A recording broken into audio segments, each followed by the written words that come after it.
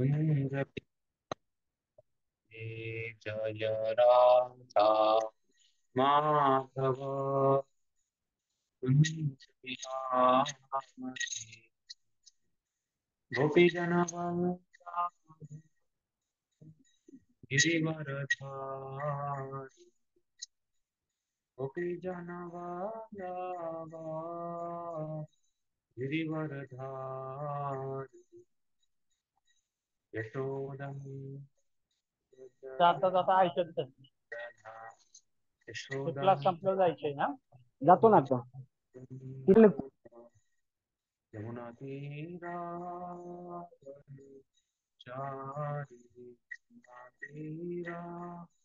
वनचारी जय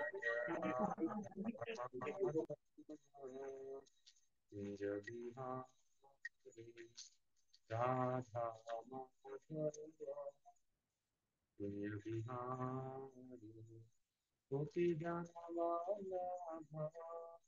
गिरिवरधारी यशोदं व्रज जनरञ्जना यशोदं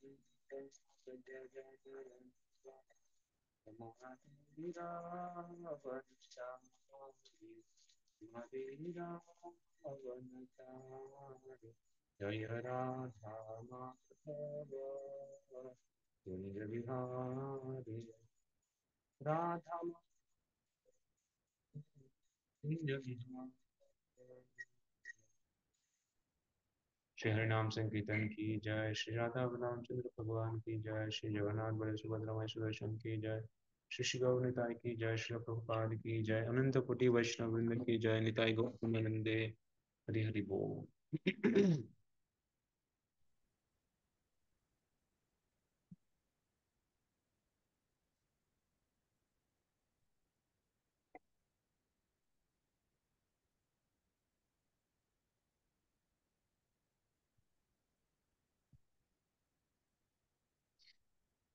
मम ज्ञानतिमिरान्धस्य ज्ञानाञ्जनशलाकया चक्षुरुन्मिलितं येन तस्मै श्रीगुरवे नमः। श्रीचैतन्यमनोभीष्टं स्थापितं येन भूतले स्वयं रूपः कदा मह्यं ददाति स्वपदान्तिकं। वन्देऽहं श्रीगुरो श्रीयुतापदकमलं श्रीगुरून् वैष्णवांश्च श्रीरूपं साग्रजातां सहगना रघुनाथान्वितं तं सजीवं साद्वैतं सावधूतं परिजनसहितं कृष्णचैतन्यदेवं श्रीराधा कृष्णपदां सहगना ललिता श्रीविशाखान्वितां च नमो ॐ विष्णुपादाय कृष्णप्रेष्ठाय भूतले श्रीमते भक्तिवेदान्त स्वामिनिति नामिने नमस्ते सरस्वती देवे गौरवाणी प्रचारिणे निर्विशेष शून्य पाश्चात्यदेशतारिणे नमो महावदन्याय कृष्णप्रेमप्रदायते कृष्णाय कृष्णचैतन्यनामिने गौरत्विषे नमः।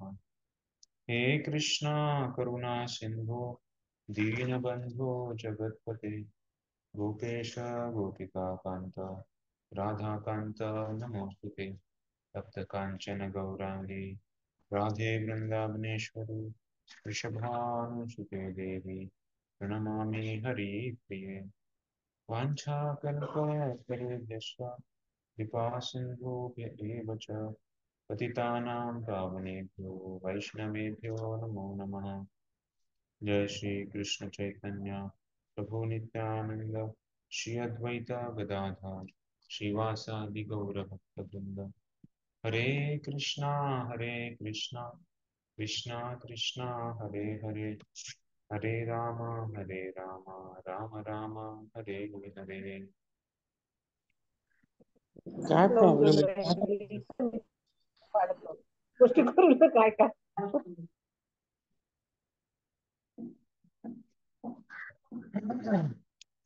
हरे कृष्ण। रातच्या सत्रामध्ये सर्वांचं स्वागत आहे।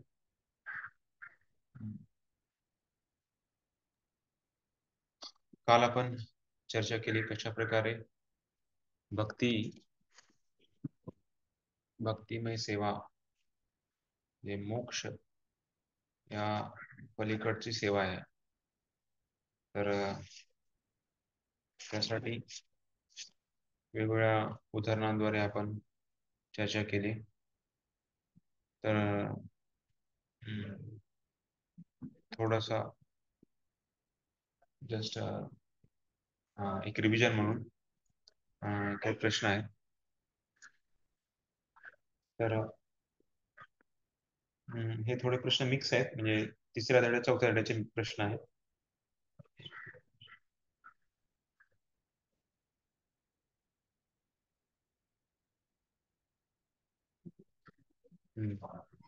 आवाज येत नाही. हरे कृष्ण. आवाज येत नाही? येत आहे ना? ठीक. तर मी प्रश्न विचारत आहे. तर पहिला प्रश्न आहे की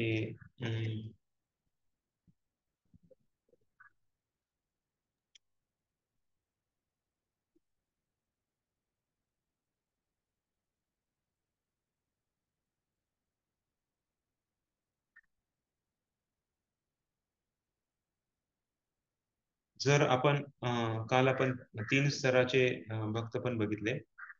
जर कोणी कोणी कुठल्याही स्थितीमध्ये असेल, पण जर सौभाग्यवश जर तो ते रिकाम्या जागा भरा म्हणून हा प्रश्न आहे. डॅश डॅश हो जाता आहे झालं तर तो लगेच दुसऱ्या किंवा पहिल्या श्रेणीपर्यंत वरती उठू शकतो. तर किंवा म्हणजे सांगायचं काय की कुठल्याही स्थितीमधून जर व्यक्ती त्यांचा सौभाग्यपूर्ण असं सौभाग्य जर झालं तर कशामुळं तो पहिल्या किंवा द्वितीय श्रेणीपर्यंत तो उठू शकतो. तर ते म्हणजे सांगायचं सोपा करून प्रश्न सांगतो की कुठली गोष्ट आहे जी कुठल्याही व्यक्तीला पहिल्या किंवा दुसऱ्या श्रेणीपर्यंत पोहोचू शकते. सांगू शकते?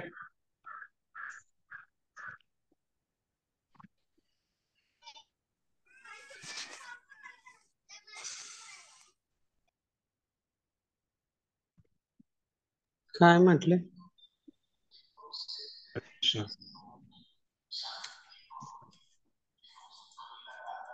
मी कुठल्याही परिस्थितीमध्ये जर असेल पण कोणती गोष्टी आहे जी त्याला त्या स्थितीपासून वरती उचलू शकते आणि उच्च स्तर मध्यम श्रेणीच्या भक्तापर्यंत घेऊन जाऊ शकते.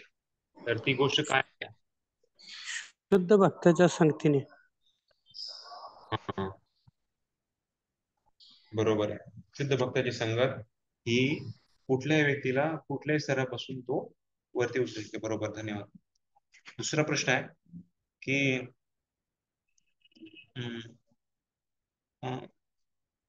जो ज्ञानी पुरुष आहे तो कृष्णाला आसक्त झाल्यानंतर त्याला काही मागत नाही. की जसं दुःखापासून मला सूट दे किंवा मला पैसा नको आहे. याचा अर्थ असा आहे की प्रारंभिक म्हणजे सुरुवातीपासूनही कृष्णाच्या प्रती अनुरक्त अनुरक्त असतो. तर ते म्हणजे कुठली गोष्ट आहे ज्यामुळे तो एवढा भगवंताशी आसक्त होतो आणि तो भगवंताला काही मागत पण नाही. एवढंच म्हणजे मला द्या पण नाही किंवा माझ्या माझ्या दुःखातून मला सुटका द्या असं पण मागत नाही. तर ते कशामुळे मागत नाही? त्याला भगवंताबद्दलचं काय आहे? म्हणजे जे आसक्त आहे भगवंताबद्दल आसक्त होण्याचं कारण काय आहे?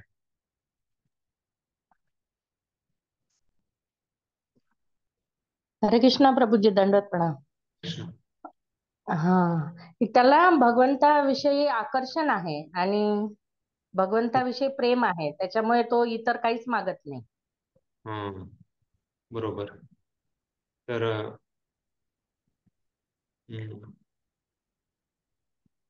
येस,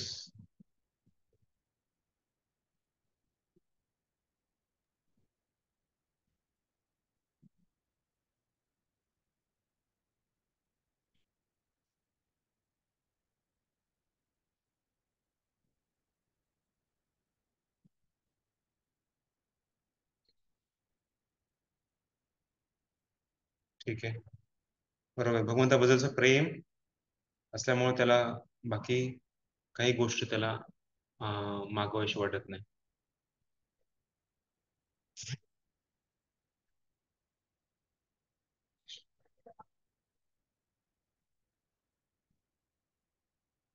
शुद्ध भक्तीची प्राप्ती कोणाला होते?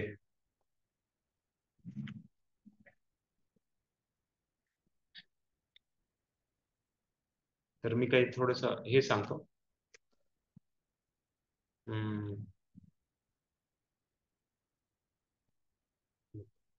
थोडी कोणी सांगू शकते, नाही तर मग मला काही हे द्यावं लागेल. शुद्ध भक्तीची प्राप्ती मी काल पण विचारला होता हा प्रश्न.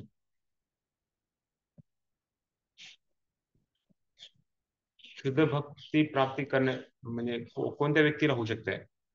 तर मी त्याच्यामध्ये काही ऑप्शन सांगतो. जो देहात्म बुद्धीपासून मुक्त आहे, जो भौतिक चिंतापासून मुक्त आहे, जो सर्व जीवांना समभावाने बघतो, जो भगवंतांचा सेवक आहे. भगवंतांचा सेवक नाही, ते तर उत्तर नाहीये. ते म्हणजे बरोबर आहे, पण प्रभुपादने लिहिले ते नाही. ते पण नाहीये ऍक्च्युली, म्हणजे देहात्म तिसऱ्या हरे कृष्ण प्रभू. देहात्म हा देहात्म बुद्धीपासून. हा ऍक्च्युली देहात्म बुद्धीपासून मुक्त होणं खूप महत्वाचं आहे. ऑफकोर्स ते भक्त झाल्यानंतर हे सर्व करतात ते, की जे समभावानं बघतात वगैरे. पण पहिल्यांदा जे शुद्ध भक्तीला प्राप्त होण्यासाठी जो व्यक्ती आहे, तर तो जोपर्यंत तो देहात्मुक्तीमध्ये आहे तोपर्यंत शुद्ध भक्ती करू शकत नाही तो. बरोबर, धन्यवाद. नंतरचा प्रश्न आहे की शुद्ध भक्त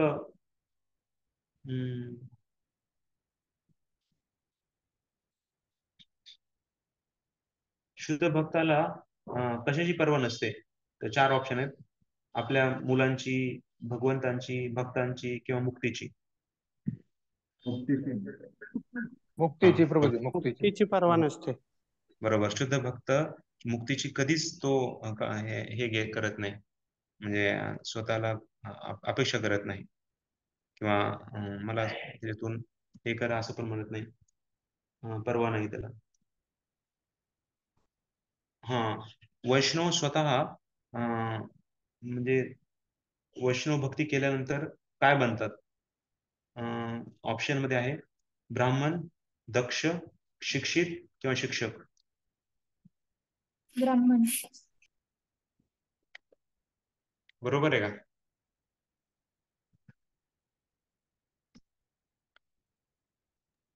काय कळलं नाही. मी विचारतोय की जेव्हा शुद्ध भक्ती भक्त करतात, तर तेव्हा ते काय बनतात? तर मी 4 ऑप्शन सांगितले. एक तर दक्ष बनतात, खूप दक्ष बनतात, ते चूक करणार नाही काही. पुन्हा ते शिक्षित बनतात, म्हणजे ते त्याला त्याला खूप ट्रेनिंग मिळते. शिक्षक बनतात आणि ब्राह्मण बनतात. तर माताजी ब्राह्मण म्हणतात, बरोबर आहे? हरे कृष्णा. नाही प्रभूजी, शिक्षक बनतात. दक्ष बरोबर आहे. दक्ष बनतात. हा, सगळं खरं आहे.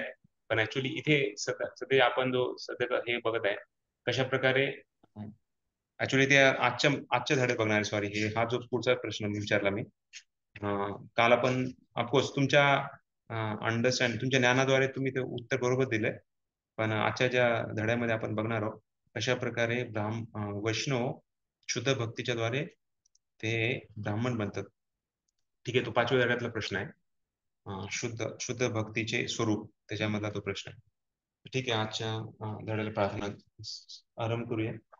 आपली प्रार्थना म्हणून तर सर्वांनी एकत्र वृंदावनातील 6 गोस्वामींना समर्पण. नाना शास्त्र विचार ऐका निपुनो, सधर्म संस्थापको, लोकाहित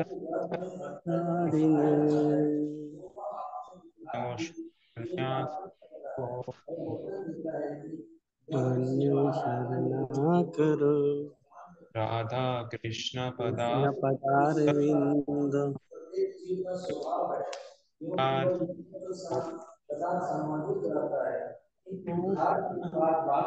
वंदे रूप सनातन रघुयुगो श्रीजीव गोपाल को। श्री सनातन गोस्वामी गोस्वामी रघुनाथ भट्ट गोस्वामी रघुनाथ गोस्वामी श्रीजीव गोस्वामी भट्ट गोस्वामी पुन्हा क्लास चालू आहे काहीतरी. हरे कृष्ण. आवाज येतोय?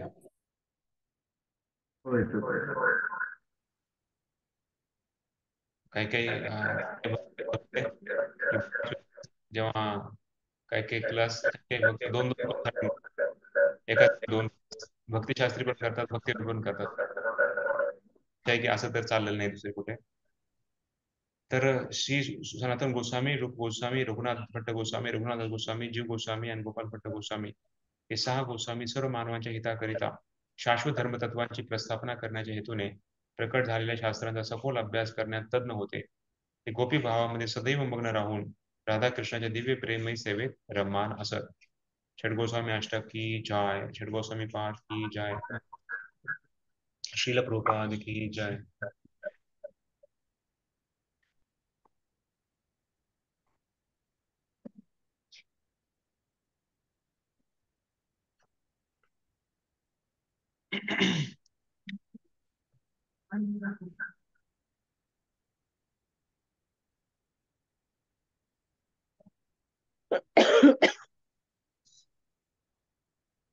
तर राधेश्याम प्रभूंचं हे पीपीटी आहे या धड्यावर. त्याच्यामध्ये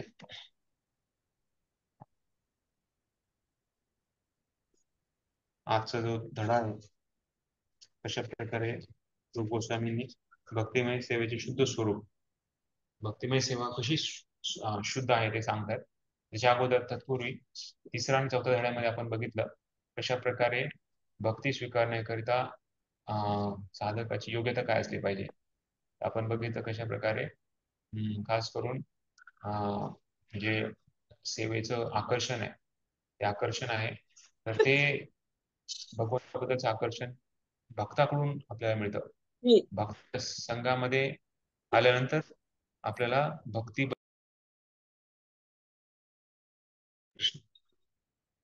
भक्ताबद्दलचं आकर्षण आणि भक्तीबद्दलचं आकर्षण आपल्याला प्राप्त होतं. तर आत्मसाक्षात्कार करण्यासाठी खूप काही वेगवेगळे मार्ग आहेत. पण या सगळ्या मार्गांना काहीतरी पहिलं योग्यता असली पाहिजे. जसं ज्ञान मार्ग आहे, अष्टांग योग आहे.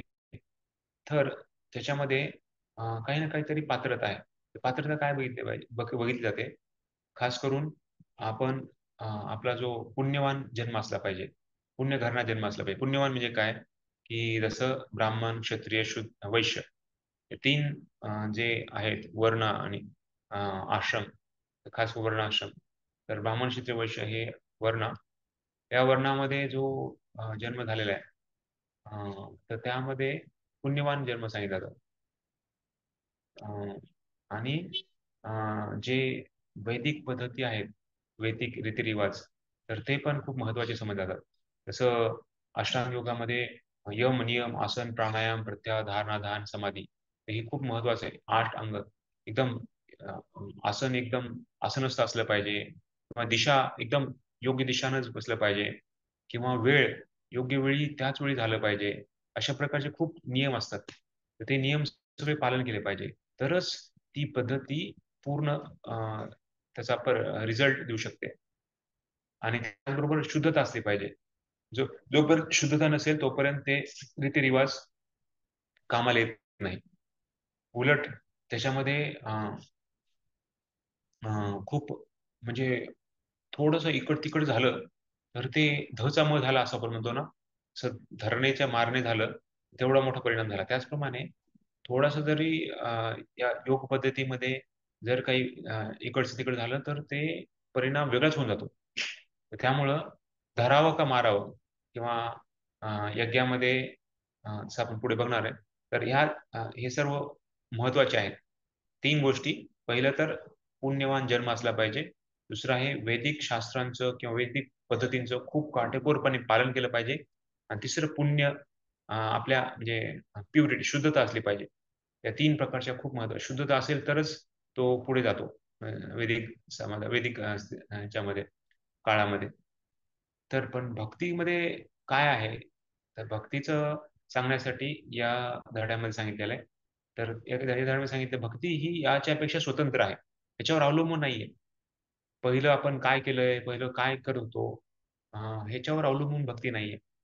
भक्ती ह्याच्यापेक्षा स्वतंत्र आहे आणि स्वतः त्याच्यामध्ये ती पूर्ण आहे, स्वतः पूर्ण आहे. तर ते समजवण्यासाठी आता या धड्यामध्ये रूप गोस्वामी सांगत आहेत. तर उजवीकडे आपण बघत आहोत, फोटो आहेत बघा. तर सगळ्यात खालचा जो फोटो आहे त्याच्यामध्ये सांगितलंय कशा प्रकारे कर्मकांडी ब्राह्मण त्याच्यामध्ये आहुती देत आहेत आणि लक्ष्मीला प्रार्थना करत आहेत की आम्हाला धनम जेई, तर कशा प्रकारे आम्हाला पैसा मिळावा म्हणून खूप कर्मकांडी ब्राह्मण प्रार्थना करतात. तर यज्ञ हा पूर्ण त्याचं परिणाम त्याचे रिझल्ट त्याचे फळ देतो जोपर्यंत तो यज्ञ वेळ, काळ आणि त्याचे जे आवश्यक घटक आहेत ते सगळे आले तरच. समजा आता यज्ञ करताना तिळाचा किंवा यज्ञ करताना तूप, यज्ञ करताना ते बाकीचं जे काही मटेरियल आहे ते सगळं लागतं. थोडंसं जरी कमी असेल तर ते यज्ञ पूर्ण होऊ शकत नाही किंवा योग्य योग्य अं, जागा असली पाहिजे आणि योग्य वेळ असला पाहिजे. तर हे जर नसेल तर ते यज्ञ योग्य होणार नाही. जसं आपल्याला माहिती आहे कशा प्रकारे अं, कलियुग जेव्हा चालू झालं होतं तर तेव्हा नैमिषारण्य जंगलामध्ये नैमिषारण्य जंगलामध्ये सगळे ऋषीमुनी बसले होते आणि त्यांनी सगळ्यांनी ऋषीमुनींनी यज्ञ चालू केला होता. ते म्हणजे आता कलियुग चालू होणार आहे, कलियुगाच्या प्रभावापासून आपल्या वाचण्यासाठी आपण मोठा यज्ञ करूया. आणि यज्ञ करत ते बसले होते आणि यज्ञ करताना त्यांना काय झालं, डोळे, त्यांचे तोंड काळ झाले, पण त्याच्यातून काही होत नव्हतं. तर तेव्हा त्यांना कळालं हजारो वर्ष जरी आपण यज्ञ केला तरी परिणाम असाच आहे. तर त्यामुळं त्यांनी जेव्हा सुत गोस्वामींना बघितलं, सुत गोस्वामी त्यांना भागवत धर्म सांगितला आणि भागवत धर्म सांगितल्यावर ते एकदम त्याच्यातून मुक्त झाले आणि शुद्ध भक्तीचं त्यांना हे झालं. तर कर्मकांडामध्ये खूप हे असतंय, थोडंसं जरी इकडे तिकडे चुकलं तर त्याचा मोठा परिणाम व्हावा लागतो. जसं आपल्याला माहिती आहे अशा प्रकारे इंद्राचा शत्रोहो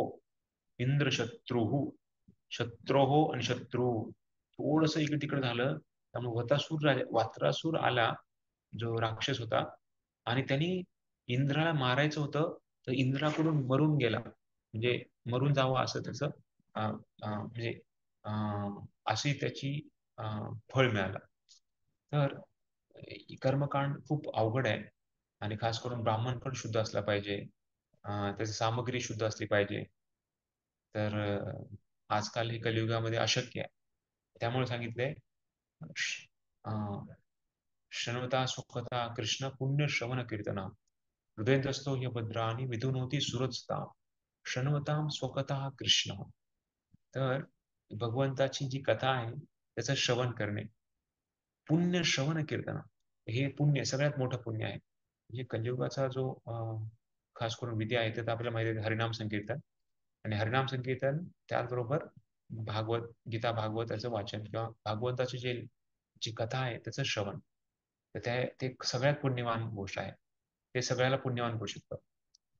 आणि दुसऱ्या त्याच्यावरती जो आहे ते सांगितलंय कशा प्रकारे ज्ञानयोगामध्ये आपण ज्ञानयोगामध्ये दोन दोन गोष्टी सांगितलेल्या आहेत. एक तर त्यांना खूप त्यांना म्हणजे विरक्त असायला पाहिजे, भौतिक जगाच्या प्रलोभनापासून भौतिक गोष्टीपासून विरक्त असले पाहिजे आणि खूप बुद्धिमान असलं पाहिजे, तीक्ष्ण असले पाहिजे. बुद्धी म्हणजे शास्त्र वाचतात, शास्त्र अध्ययन करतात. शास्त्र अध्ययन करायचं म्हणजे त्यांना बुद्धी खूप तीक्ष्ण असली पाहिजे. या दोन गोष्टी खूप महत्वाच्या आहेत, की एक तर खूप विरक्ती या भौतिक जगापासून आणि दुसरं आहे बुद्धिमत्ता, खूप बुद्धिमत्ता असली पाहिजे. तरच ते ज्ञानयोग शुद्धत्वाकडे पूर्णत्वाकडे जातो. आणि तिसरा आहे अष्टांग योग. त्यात फोटोमध्ये दाखवले कशा प्रकारे ध्यान करून व्यक्ती बसलेला आहे. तर अष्टांग योग करण्यासाठी भगवद्गीतेमध्ये पण 6व्या अध्यायामध्ये भगवान सांगतात कशा प्रकारे तो जो योगी आहे तो संन्यासी असला पाहिजे.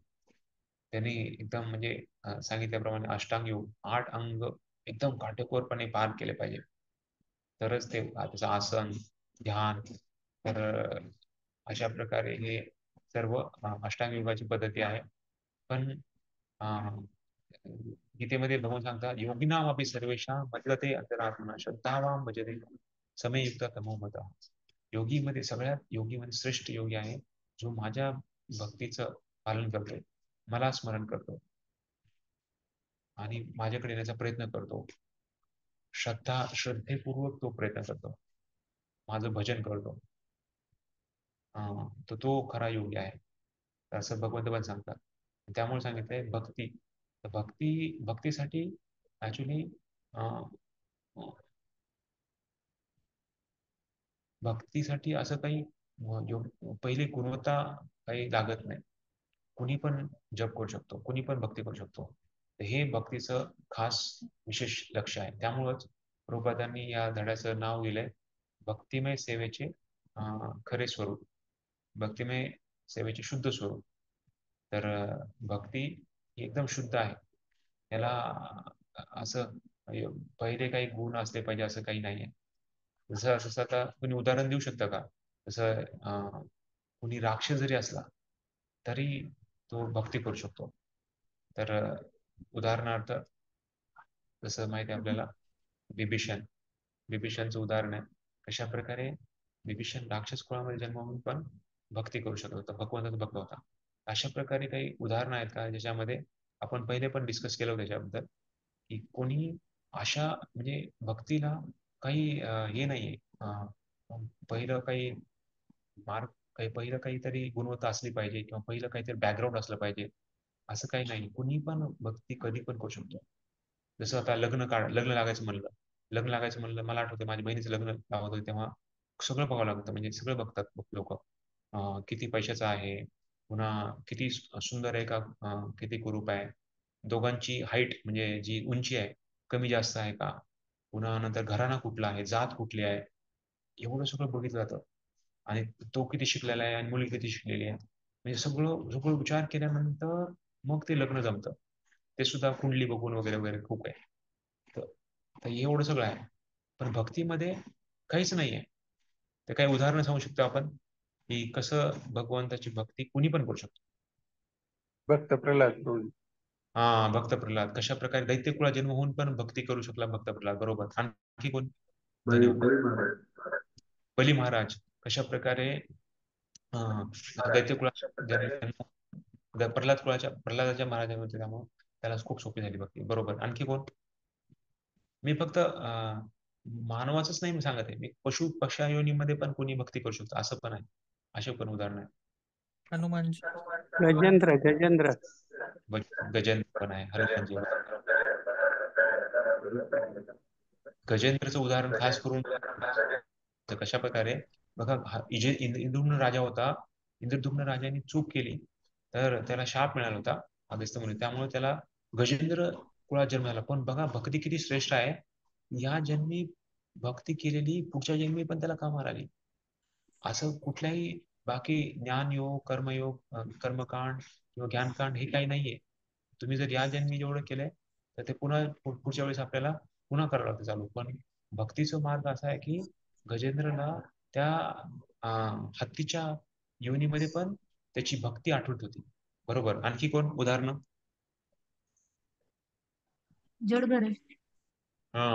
बरोबर. जडभरत पण कशा प्रकारे त्याला पुनर्जन्म मिळाला होता आणि त्यांनी भक्ती केली.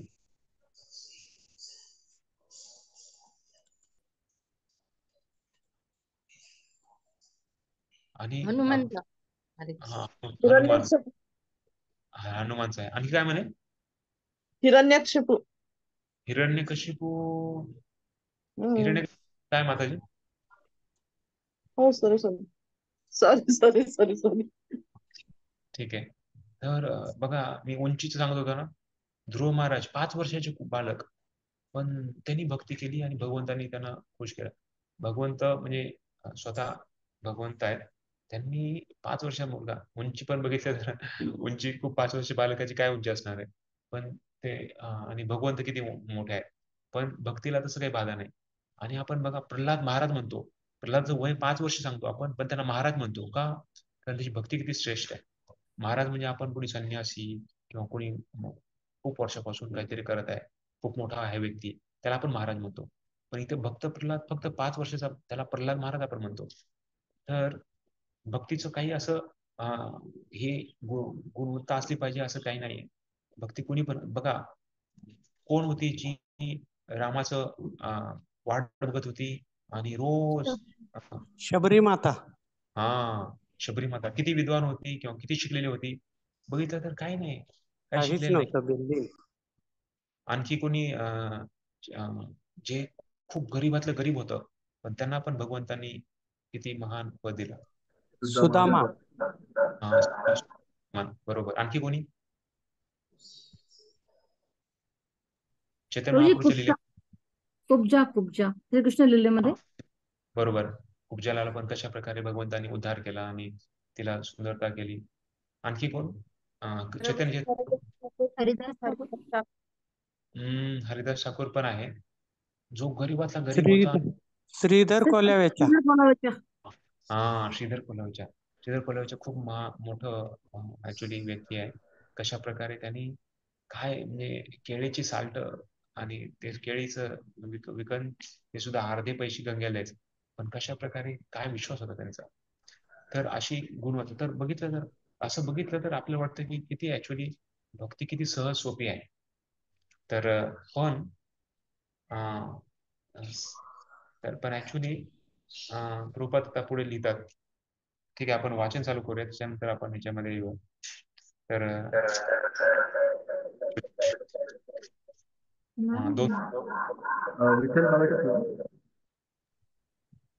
हरे कृष्ण.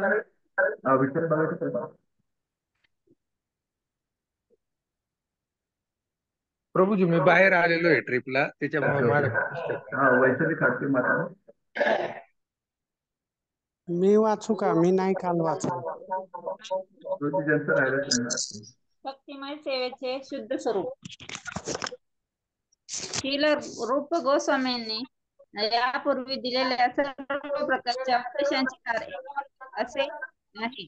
जोपर्यंत मनुष्याची भौतिक वस्तूंवर आसक्ती असते किंवा ज्याला ब्रह्म तेजामध्ये विलीन व्हावयाची इच्छा असते, तोपर्यंत शुद्ध भक्तिमय सेवेच्या क्षेत्रात प्रवेश करू शकत नाही. आता यापुढे रूप गोस्वामी आपल्याला सांगतात की भक्तिमय सेवा सर्व प्रकारच्या भौतिक संकल्पनांच्या अतीत आहे आणि ती कोणत्याही विशिष्ट देश, वर्ग, समाज किंवा परिस्थितीकरिता मर्यादित नाही. श्रीमद भागवतात सांगितल्याप्रमाणे भक्तिमय सेवा दिव्य आहे आणि तिला कोणतेही कारण असू शकत नाही. भक्तिमय सेवा निरपेक्ष भावनेने केली जाते आणि कोणतीही भौतिक परिस्थिती तिला थांबवू शकत नाही. ती कोणताही भेदभाव न करता सर्वांकरिता उपलब्ध झालेली आहे आणि भक्तिमय सेवा करणे हे सर्व जीवांचे मूळ कर्तव्य आहे. भगवान श्री चैतन्य महाप्रभू यांचे महापार्षद भगवान नित्यानंद प्रभू यांच्या अंतर्धानानंतर मध्ययुगातील एका विशिष्ट वर्गाच्या पुरोहितांनी असा दावा केला होता की आपण नित्यानंद प्रभूंचे वंशज आहोत आणि गोस्वामी या जातीतील आहोत. त्यांनी पुढे असाही दावा केला की भक्तिमय सेवा करणे आणि तिचा प्रचार करणे ही केवळ त्यांच्या नित्यानंद वंशाची मुक्तेदारी आहे. अशा प्रकारे कृत्रिमरित्या त्यांनी ही सत्ता आपल्याकडे काही काळ ठेवली आणि एके दिवशी श्री भक्तिसिद्धांत सरस्वती ठाकूर या गौडीय वैष्णव संप्रदायाच्या अतिशय शक्तिशाली आचार्यांनी त्यांच्या संकल्पनेला उद्ध्वस्त करून टाकले. अशा प्रकारे काही काळाकरिता त्यांना कठोर संघर्ष करावा लागला, पण त्यानंतर हा संघर्ष यशस्वी झाला आणि आता अगदी योग्य रीतीने हे प्रस्थापित करण्यात आले आहे की भक्तिमय सेवा ही कोणत्याही एका विशिष्ट वर्गासाठी मर्यादित ठेवता येत नाही. यापुढे असे म्हणता येईल की जो कोणी भक्तिमय सेवेत रत आहे त्याला एका उच्च वर्गाच्या ब्राह्मणाप्रमाणे समजले जाणे योग्य आहे. अशा प्रकारे श्री भक्तिसिद्धांत सरस्वती ठाकूरांनी या आंदोलनासाठी केलेला संघर्ष पूर्णपणे यशस्वी ठरला आहे. बस.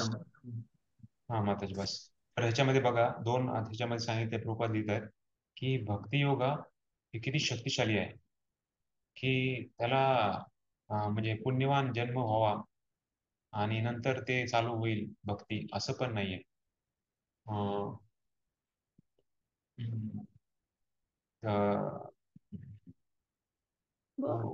जसं मी सांगितलं, श्रवता स्वतः कृष्ण पुण्य श्रवण कीर्तन हृदय भद्राने विदुनोती सुरक्षता.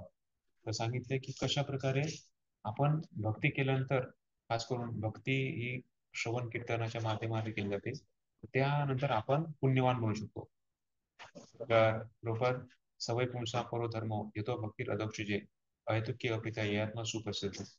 तर त्याच्यामध्ये प्रभुपाद लिहितात की कशा प्रकारे हे कुठल्याही भौतिक गोष्टीवर अवलंबून नाहीये आणि त्याच्यामुळं हे कुठल्याही एका विशिष्ट देश, वर्ग, समाज किंवा परिस्थिती करता मर्यादित नाहीये. तर भक्ती कशी आहे, 3 गोष्टी सांगितल्यात. भक्ती ही सर्वांसाठी खुली आहे, त्याला काही भेदभाव नाहीये आणि ही आपली भक्तिमय सेवा करणे ही आपल्या जीवांचे कर्तव्य आहे. म्हणजे ते आपलं स्वाभाविक आपली ही आहे, स्वरूप आहे आपलं आत्म्याचं. तर त्यामुळं हे आपल्याला खूप महत्वाचं आहे की कसं भक्ती ही आपला स्वभाव आहे भक्ती करणे. जसं कर्मकांड आहे किंवा कर्मयोग आहे, तर ते आपल्या इंद्रियाने केला जातो. ज्ञानयोगी आहेत तर ते त्यांचं बुद्धीवर खास भर आहे. आणि मन, बुद्धी आणि इंद्रिय, मन म्हणजे अष्टांग योग. अष्टांग योगामध्ये मनाला केंद्र केलं जातं, पण भक्तीमध्ये तिन्ही गोष्टीला समर्पण केलं जातं. मन, बुद्धी आणि खास करून इंद्रिय, या तिन्ही गोष्टींचा समन्वय केला जातो आणि आपल्या हृदयाला भगवंताला दिलं जातं. आपलं हृदय म्हणजे आपल्या खास करून जे सर्वांना प्रिय आहे ते आपण भगवंताला प्रेमानं अर्पण करतो.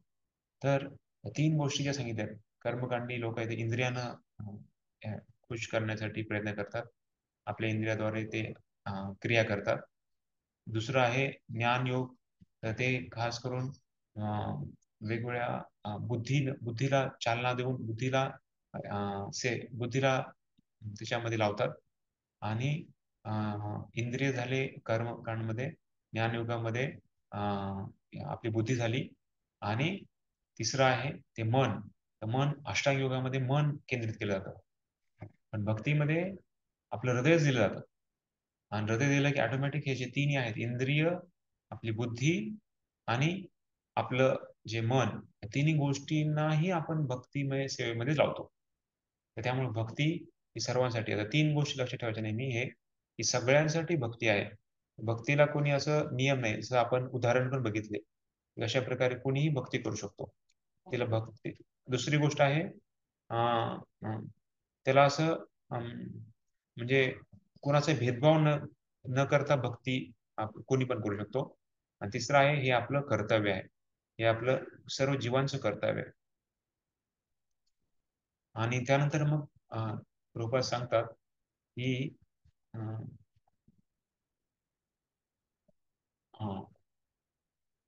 तर कोणी म्हणेल की अरे आपण एवढं म्हणतो भक्ती सोपी आहे, कोणी पण करू शकतो, मग असं का नाही होत की आपण इंद्रिय भोग करून पण भक्ती करू शकतो? तर ऍक्च्युली प्रभुपाद लिहितात की कशा प्रकारे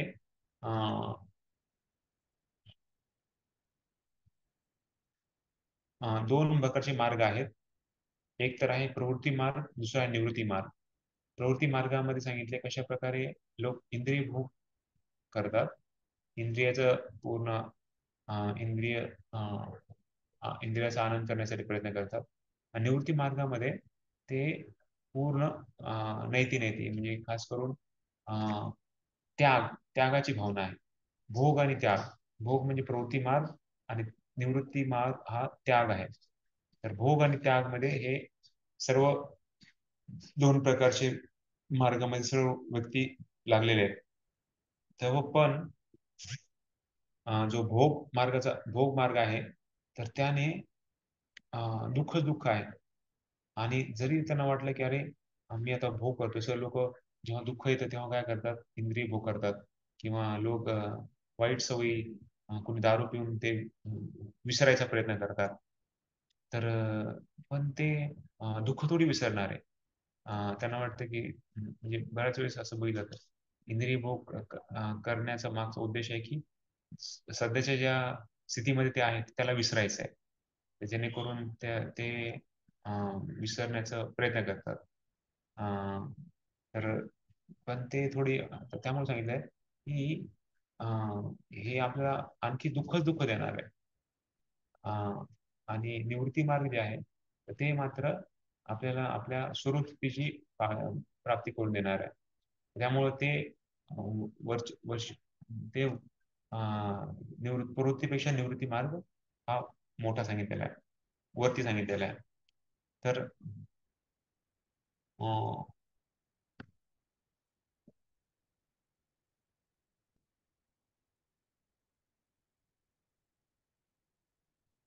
तर भक्तीसाठी सांगितलेलं आहे की भक्ती ही इंद्रिय भोगापेक्षा इंद्रिय भोगाच्या पेक्षा शुद्ध असली पाहिजे, म्हणजे शुद्ध भक्ती असली पाहिजे ज्याच्यामध्ये इंद्रिय भोग नसला पाहिजे. आपल्याला जसं सांगितलं अन्य अभिलषिता शून्यम ज्ञान कर्मादी अनावृत्ता अनुकूल कृष्ण शिवून. तर अन्य अभिलाषा त्याच्यामुळे सांगितलं ऍक्च्युली शुद्ध भक्तीला दुसरी काही अभिलाषा असली नाही पाहिजे, दुसरी काही इच्छा असली नाही पाहिजे. पण मग तर्कवितर्क पण नाही आणि दुसरं काही भौतिक इच्छा पण नाही. तर जी इच्छा ऍक्च्युली आपल्याला भक्तीपासून दूर घेऊन जाते. सहसा असं बघितलं तर जेव्हा भोग येतो ना तेव्हा लोक भगवंताला विसरतात. आणि जेव्हा मग लोक इंद्रिय भोग करतात किंवा लोकांना खूप मोठेपणा येतो किंवा त्यांना वाटतं की मला एवढा पैसा मिळतो, कसं असं बघितलं ऑक्च्युली खेड्यापाड्याचे लोक आहेत ते भक्तीला स्वीकारण्यामध्ये थोडेसे लवकर स्वीकारतात शहरापेक्षा. कारण त्यांना थोडी संस्कृती असते. दुसरी गोष्ट त्यांना पैशाचा असा लोभ नसतो. जसं आता कलियुगामध्ये जसं जसं वाढत चाललंय कलियुग तसं तिकडं ते पण तो भाव तिकडं पण येत लागलाय. पण सांगायचा उद्देश की जेव्हा लोकांकडं जसं कोणती महाराणी सांगते चार जे प्रकारचे ऐश्वर्य आहेत, चार प्रकारचे ऐश्वर्य आले की भक्तीला ते बाधा ठरतात. जन्म ऐश्वर्य उच्च श्री. त्यामुळं ऐश्वर्य हे खास करून ते पण खूप भक्तीला बाधक आहे. तर हे समजावून सांगण्यासाठी पुढे प्रभुपाद लिहित आहेत की कसं नित्यानंद वंश किंवा अद्वैत वंश किंवा अशी जी वंश परंपरा होते त्यामध्ये लोक खूप म्हणायचे की आम्हीच आम्हीच या भक्ती करण्यासाठी श्रेष्ठ आहोत. बाकी लोकांना ते खूप छळायचे. तर खास करून त्या काळामध्ये 1911 मध्ये हा खूप मोठा हे ठरला होता. एक मोठा विषय झाला होता की कोण श्रेष्ठ आहे, वैष्णव श्रेष्ठ आहे का ब्राह्मण श्रेष्ठ आहे. तेव्हा भक्तिनाथ श्री ठाकूर छोटे होते. त्यांचे वडील भक्तिविनोद ठाकूर. भक्तिविनोद ठाकूरांना आली होती एक म्हणजे प्रस्ताव आला होता की तुम्ही या आणि तुम्ही याच्यावर मत मांडा आणि तुम्ही वैष्णवांच्या साईडनं तुम्ही जिंका. अशा प्रकारे त्यांना आलं होतं.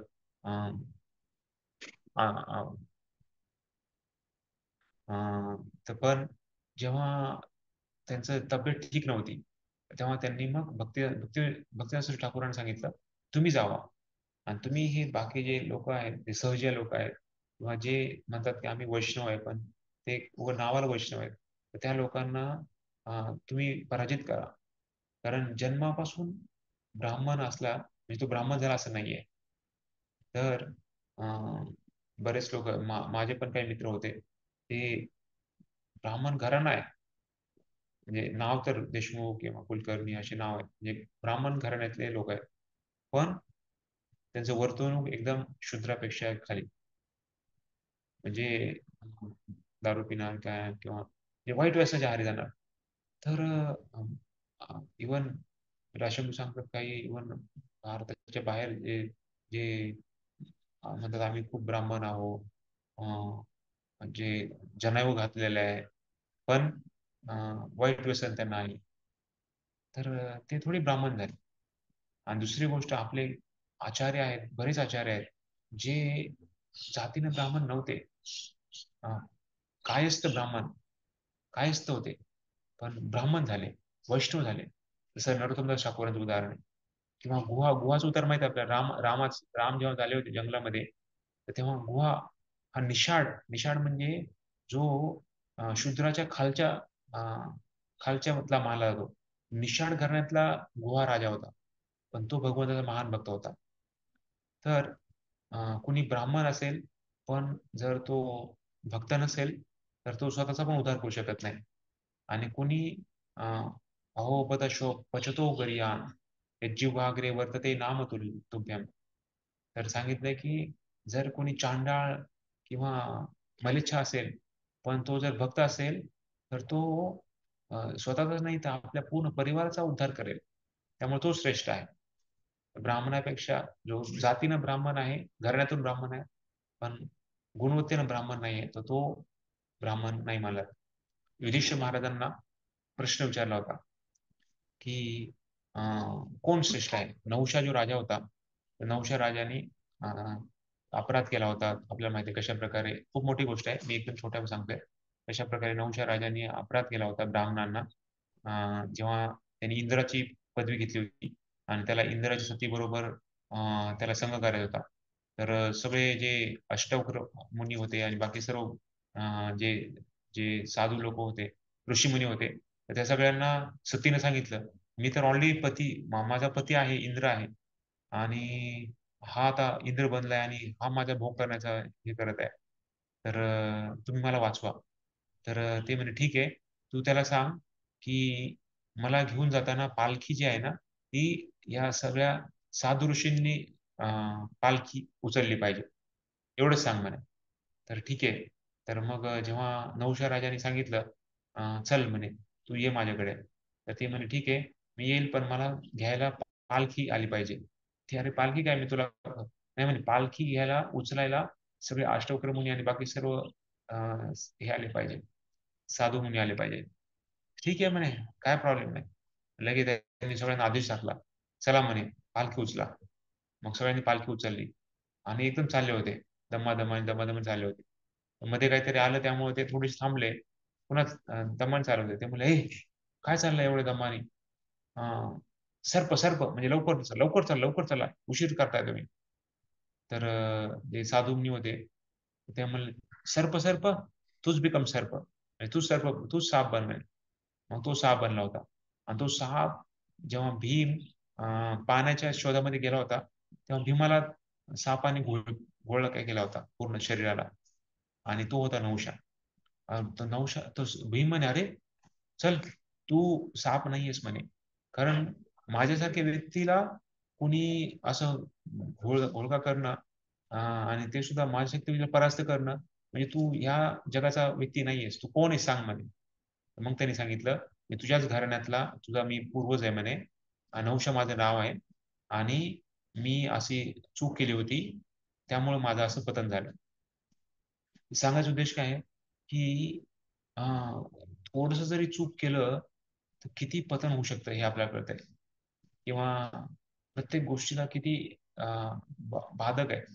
म्हणजे जसं आपल्यामध्ये फक्त ब्राह्मण असून फायदा नाहीये, किंवा ब्राह्मणाचे जे गुण आहेत, ब्राह्मणाचे जे पद्धती आहेत, त्या ब्राह्मणचे रीतिरिवाज पालन केलं म्हणजे संपलं असं नाही. जसं अजामिल हा ब्राह्मण होता, रोज त्रिसंध्या करायचा, रोज पूजा अर्चना करायचा, रोज सर्व काही करायचा, पण त्याला ते वाचू शकलं नाही. तो वेशाशी संगत करताना त्यांनी बघितलं, त्याचं पतन झालं. तर फक्त म्हणजे बाकीच्या ज्या क्रिया आहेत त्या शुद्ध करू शकतात, पण त्याच्यामध्ये एवढी शक्ती नाहीये की आपल्याला ते पूर्ण आनंदाची प्राप्ती करून देऊ शकतात. पण भक्तीमध्ये एवढी शक्ती आहे की तो व्यक्ती जो पालन करतोय भक्ती, तो एवढा महान बनू शकतो. इथे वैष्णव श्रेष्ठ आहे की ब्राह्मण श्रेष्ठ आहे, तर तो वादविवाद चालला होता. भक्तिरस ठाकूर आले आणि त्यांनी पहिल्यांदा ब्राह्मणांना गुणगान गायलं. अरे ब्राह्मण किती महान आहे, ब्राह्मण कशा प्रकारे समाजामध्ये एक परिवर्तन आणण्यामध्ये सर्वात महत्वाचा वाटा आहे, असं खूप गुणगान गायलं. आणि त्यानंतर सांगितलं की ब्राह्मण म्हणजे कोण. हा जसं गीतेमधून सांगितलंय कशा प्रकारे हा वेगळे गुण आहेत ब्राह्मणाचे, कोण खरा ब्राह्मण असतो. आणि त्यानंतर सांगितलं वैष्णव म्हणजे कोण आणि कशा प्रकारे वैष्णव हा ब्राह्मण आहे. तर हे स्पष्टीकरण केलं. एवढं सगळं केल्यानंतर सगळे लोक एकदम अचंबित झाले. जे सहजिया ब्राह्मण होते, जे उगा नावाला ब्राह्मण होते, त्यांना खूप राग आला, ते खूप चिडले. पण जो अध्यक्ष होता त्या पूर्ण सभेचा, त्याला खूप आनंद झाला. अरे वा, खूप महान स्पष्टीकरण त्यांनी दिलेलं आहे. तर त्यांचं खूप जयकार केलं. लोकांनी एवढी गर्दी केली त्यांना साधूचं चरणरज घ्यायला, म्हणजे त्याची धूळ घ्यायला, त्यांच्या पाया पडायला. ही पोलीस लोकांना कंट्रोल झालं नाही. पोलीस लोकांनी बकेट आणली आणि म्हणले तुम्ही पाय ठेवा, तुमचं चरणामृत आम्ही सगळ्यांना शिंपडू. तर त्यांना जबरदस्तीने त्यांच्या पायामध्ये चरणामृत पकडलं आणि त्यांना ते टाकलं लोकांना. तर त्या सभेमध्ये पण सांगितलं भक्तिरस ठाकूरांनी अशा प्रकारे ब्राह्मण हा फक्त जातीने नसतो, ब्राह्मण हा गुणाने कर्माने असतो. नवशा राजांनी पण विचारलं होतं ब्राह्मण म्हणजे कोण. तर युधिष्ठिर महाराज म्हणे ब्राह्मण म्हणजे ज्यांनी ब्राह्मण घरात जन्म घेतलाय तो. तर मग नवशा राजाला थोडं आश्चर्य वाटलं. खरंच का म्हणे, तू बरोबर बोलतोयस. तर तेव्हा मग त्यांनी सांगितलं ऍक्च्युली पहिले जे लग्न होते ते ब्राह्मणशी लग्न करायचा. पण जसं जसं ते पतन झालं तस तसं कोण शुद्ध ब्राह्मण आहे आणि कोण बाकीच्या ह्याच्यामध्ये वर्णामध्ये आहे, तर ते काही समजत नव्हतं. आणि त्यामुळे जो वर्णाचा जो खाली भेळ म्हणजे भेळाभेळ झाली आणि ते मिक्स झालं. त्यामुळं आज फक्त जातीने ब्राह्मण असून ब्राह्मण आहे किंवा ब्राह्मण असेल असं काही नक्की नाहीये. त्यासाठी पहिल्यांदा पण पहिल्या पण असे लग्न व्हायचे. जसं आपल्याला माहिती आहे कशा प्रकारे कर्दमुनी आणि देवहूतीचा विवाह झाला होता. कर्दमुनी हा ब्राह्मण होता आणि देवहूती क्षत्रियानी होती. क्षत्रिय घराण्यातले स्वयंभू मनुची पुत्री होती. पण त्यांचा विवाह झाला होता. तर तो अनुलोक आणि प्रतिलोक अशा प्रकारे 2 विवाह असतात. तर सांगायचा उद्देश एकच आहे की हे भक्ती किती श्रेष्ठ आहे तर ते सांगत आहे. तर ह्याच्यामध्ये मुद्दा काय आहे की भक्ती ही जन्म आणि बाकी जो पुण्य जन्म आहे त्याच्यापेक्षा पर्याय आहे. त्यासाठी असे उदाहरण दिलेले की कशा प्रकारे भक्ती ही आपल्या पहिल्या म्हणजे आपल्या आपण कुठल्या घरात जन्म घेतलाय आणि आपण किती पुण्यवान घरात जन्म घेतलाय त्याच्यापेक्षा वरती आहे. हा श्लोक खूप महत्वाचा आहे. दुसऱ्या स्कंदामधला 4थ्या अध्यायातला 18वा श्लोक आहे. तर त्याच्यामध्ये पण सांगितलंय कुठल्याही 2.4.18 तर त्याच्यामध्ये प्रभुपाद खूप स्पष्टीकरण करतात की हा जो जन्म आहे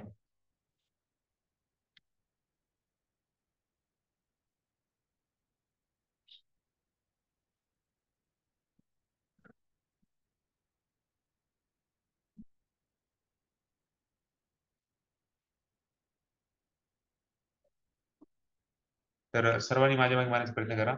किरात हुनांध्र पुलिंद पुलकशा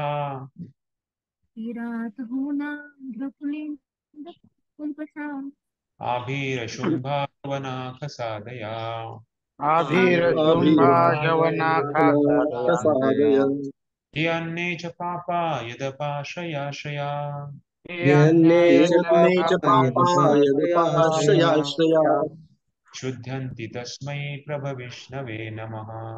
शुद्धन्ति तस्मै प्रभविष्णवे नमः. अशा प्रकारे सर्व वेगवेगळे जे लोक आहेत तर किरात, गुणांध्र, पुलिंद, पुलकशा तर कोण कोण सांगितलंय तर किराट. किराट म्हणजे जे जुन्या भारत वंशामध्ये जे अं, जे, खूप म्हणजे खालच्या स्तराचे लोक आहेत. हुन हुन म्हणजे जर्मनी आणि रशियाचे ते लोक आहेत. म्हणजे प्रभुपाद इथे ह्याच्यामध्ये कोण कुठल्या ठिकाणचे व्यक्ती आहेत ते पण सांगतात. कोण आंध्र. आंध्र म्हणजे जे दक्षिण भारतामधले आंध्र प्रदेश. पुलिंद म्हणजे ग्रीक लोक आहेत. आणि पुलकशा म्हणजे बाकीचे सगळे बाकीच्या ठिकाणचे जे लोक आहेत. अभीर म्हणजे सिंध, जे खूप सिंध प्रांतातले लोक आहेत, पाकिस्तान त्या साईडला, बांगलादेश. शुंभ आणि ते सुद्धा बाकी दुसऱ्या ठिकाणची. यवना टर्किश टर्किश लोक आहेत. खसादया मंगोलियन लोक आहेत. तर यांनीच पापा यदपाश्रयाश्रया. तर ज्या आणखी अशा प्रकारचे ज्या ज्या लोकांनी एकदम घृणास्पद पाप केलेलं आहे, तर त्या व्यक्तींनी पण जर भगवंताचा पूर्ण आश्रय घेतला, खास करून भक्तांचा आश्रय घेतला, भगवंताचा आश्रय म्हणजे भक्तांचा आश्रय घेतला, तर ते पूर्णतः शुद्ध होतात. तर त्या भगवंताला माझा नम्रतेने माझं नमस्कार असो. तर अशा प्रकारे प्रभुपाद एकदम कोण कुठल्या घरातला आहे, कोण कसा म्हणजे कुठल्याही स्थितीमध्ये असला तरी तो भक्ती करून महान भक्त बनू शकतो, ते सांगत आहे.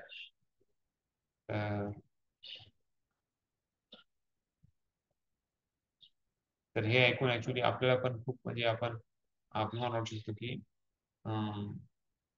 प्रभुपाद त्याच्यामध्ये एक वैष्णव एवढा शक्तिवान असू शकतो की तो या सर्व ज्या जातीचं लोक आहेत, या सर्व जगातले लोक आहेत, त्यांना तो वैष्णवांची जागेला उचलू शकतो, वैष्णवांचा स्तर देऊ शकतो. यावरून आपल्याला कळतं की प्रभुपादांनी सर्व ठिकाणी प्रचार केला. प्रभुपादांनी सर्व या देशांमधून जाऊन तिथे प्रचार केलेला आहे आणि तिथे त्यांना लोकांना भक्त बनवलंय. हे किती शक्तिशाली आहे.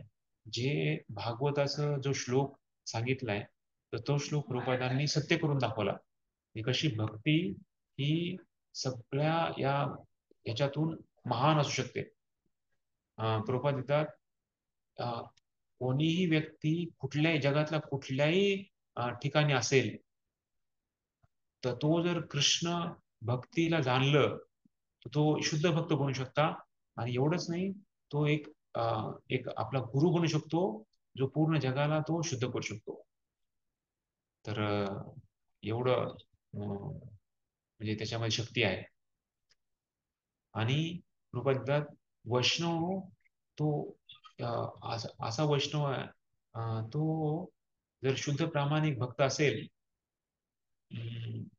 तर तो कुठल्याही जगातला, कुठल्याही जातीचा, कुठल्याही पंथाचा व्यक्तीला तो आपला शिष्य म्हणून स्वीकारेल आणि त्याला महान वैष्णव समुदायामध्ये तो जोडेल. तर असं खूप चांगलं तात्पर्य लिहितात त्याच्यामध्ये, नंतर तुम्ही वाचू शकता. शेवट सांगतात प्रभुपाद की ह्याचा मथित पूर्ण ह्याच्यामध्ये सांगायचा उद्देश एकच आहे की भगवान हे खूप शक्तिशाली आहेत आणि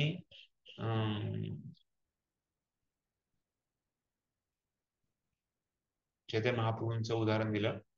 तशा प्रकारे चैतन्य महाप्रभूंनी पण सर्व ठिकाणच्या लोकांना त्यांनी स्वीकारलं आणि त्यांनी पण हे दाखवून दिलं की कसं व्यक्तींना एक जात, धर्म, पंथ ह्याच्यापेक्षा पलीकडे जाऊन आपण भगवंताचे दास आहोत या भावनेनं आपण प्रत्येकाशी वागलं पाहिजे, जेणेकरून आपण जे वृंदावनवासी आहेत, खास करून गोपी आहेत, वृंदावनवासी आहेत, त्यांच्या मार्गाने आपण चालू.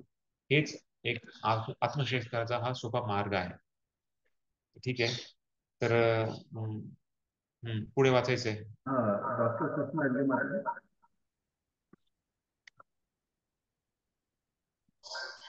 मी वाचू का? ज्यांचं राहिलं काल नाही वाचलं मी. ज्यांचं राहिलं मी वाचू. सुषमा हेरगे माताजी. हरे कृष्ण.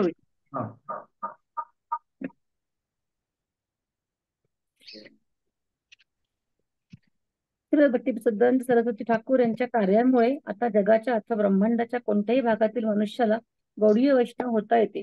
शुद्ध वैष्णव दिव्य स्थितीमध्ये स्थित असतो आणि म्हणून सत्वगुणात स्थित होणे हे या जगातील सर्वात श्रेष्ठ पद त्याने आधीच प्राप्त केलेले असते. आमचे कृष्ण भावनाभावित आंदोलन सध्या पाश्चात्य जगात प्रचार करीत आहे आणि हे आंदोलन आमचे गुरु श्री भक्तिसिद्धांत सरस्वती ठाकूर गोस्वामी प्रभुपाद यांच्या याच वक्तव्यावर आधारित आहे. केवळ त्यांच्याच अधिकारवाणीस अनुसरून आम्ही पाश्चात्य देशातील समाजाच्या सर्व विभागातून आमचे सर्व स्वीकारत आहोत.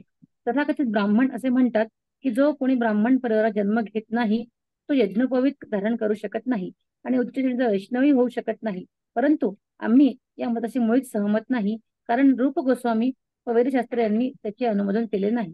तर रूप गोस्वामी या ठिकाणी विशेष करून असे सांगत आहेत की प्रत्येक मनुष्याला भक्तिमय सेवा स्वीकारून कृष्ण भावनाभावित होण्याचा जन्मसिद्ध अधिकार आहे. त्यांनी याकरता शास्त्रातून अनेक प्रमाणे उपलब्ध केलेली आहेत. त्यांनी विशेष करून पद्मपुराणातील एक श्लोक या ठिकाणी सांगितलेला आहे. या श्लोकात वसिष्ठ मुनी दिलीप महाराजांना सांगतात, हे राजन, प्रत्येकाला भक्तिमय सेवा करण्याचा अधिकार आहे. जसे प्रत्येकाला माघ महिन्यामध्ये डिसेंबर जानेवारीमध्ये प्रातःकाळी स्नान करण्याचा अधिकार आहे. स्कंद पुराणातील काशीखंड नामक विभागात या संबंधी आणखी प्रमाण आढळते. मयूरध्वज नावाच्या देशात शूद्रांपेक्षा निम्न स्तरावरील लोकांनाही वैष्णव दीक्षा देण्यात येते. त्यांनी योग्य वस्त्रे परिधान करून अंगावर तिलक, हाती जपमाळ आणि गळ्यात कंठीमाळा घातल्या तर असे वाटते की हे लोक जणू काही वैकुंठातून आलेले आहेत. खरे सांगावयाचे तर ते सुंदर दिसतात, त्यांचे सौंदर्य साधारण ब्राह्मणांपेक्षाही अधिक श्रेष्ठ वाटते.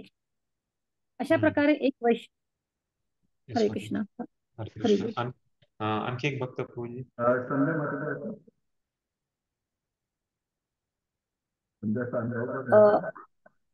हा, अशा प्रकारे एक वैष्णव आपोआपच ब्राह्मण होत असतो. या संकल्पनेला सनातन गोस्वामी यांनी आपल्या हरिभक्त विलास या ग्रंथाची पुष्टी दिलेली आहे. हरिभक्त विलास हा वैष्णवांना मार्गदर्शन करणारा ग्रंथ आहे.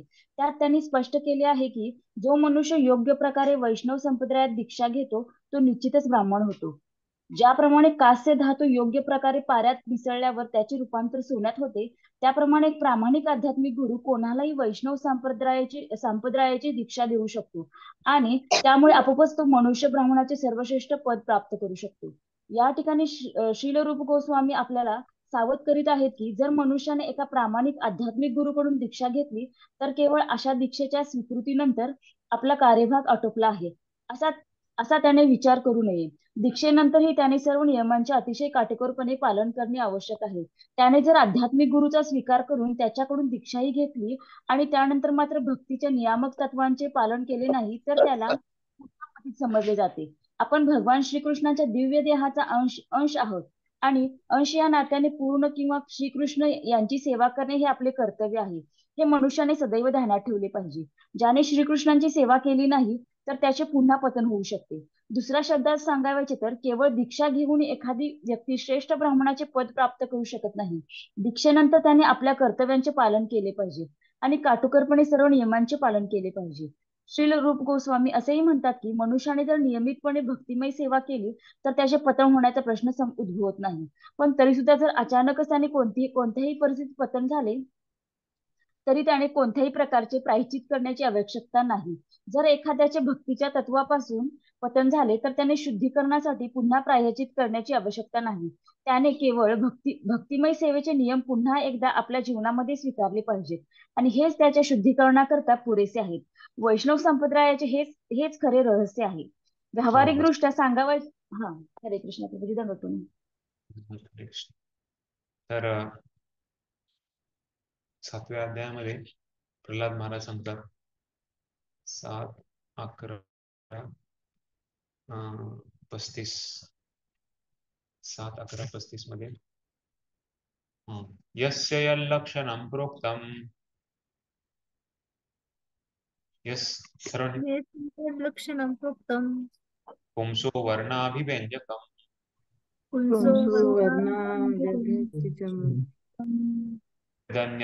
यदन्यत्रापि दृश्येत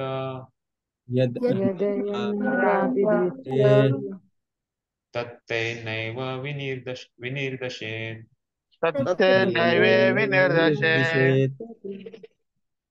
तर याच्यामध्ये सांगत आहेत की प्रल्हाद महाराज जर कोणी ब्राह्मण, क्षत्रिय, वैश्य, शूद्र याचे गुण दाखवत असेल, पण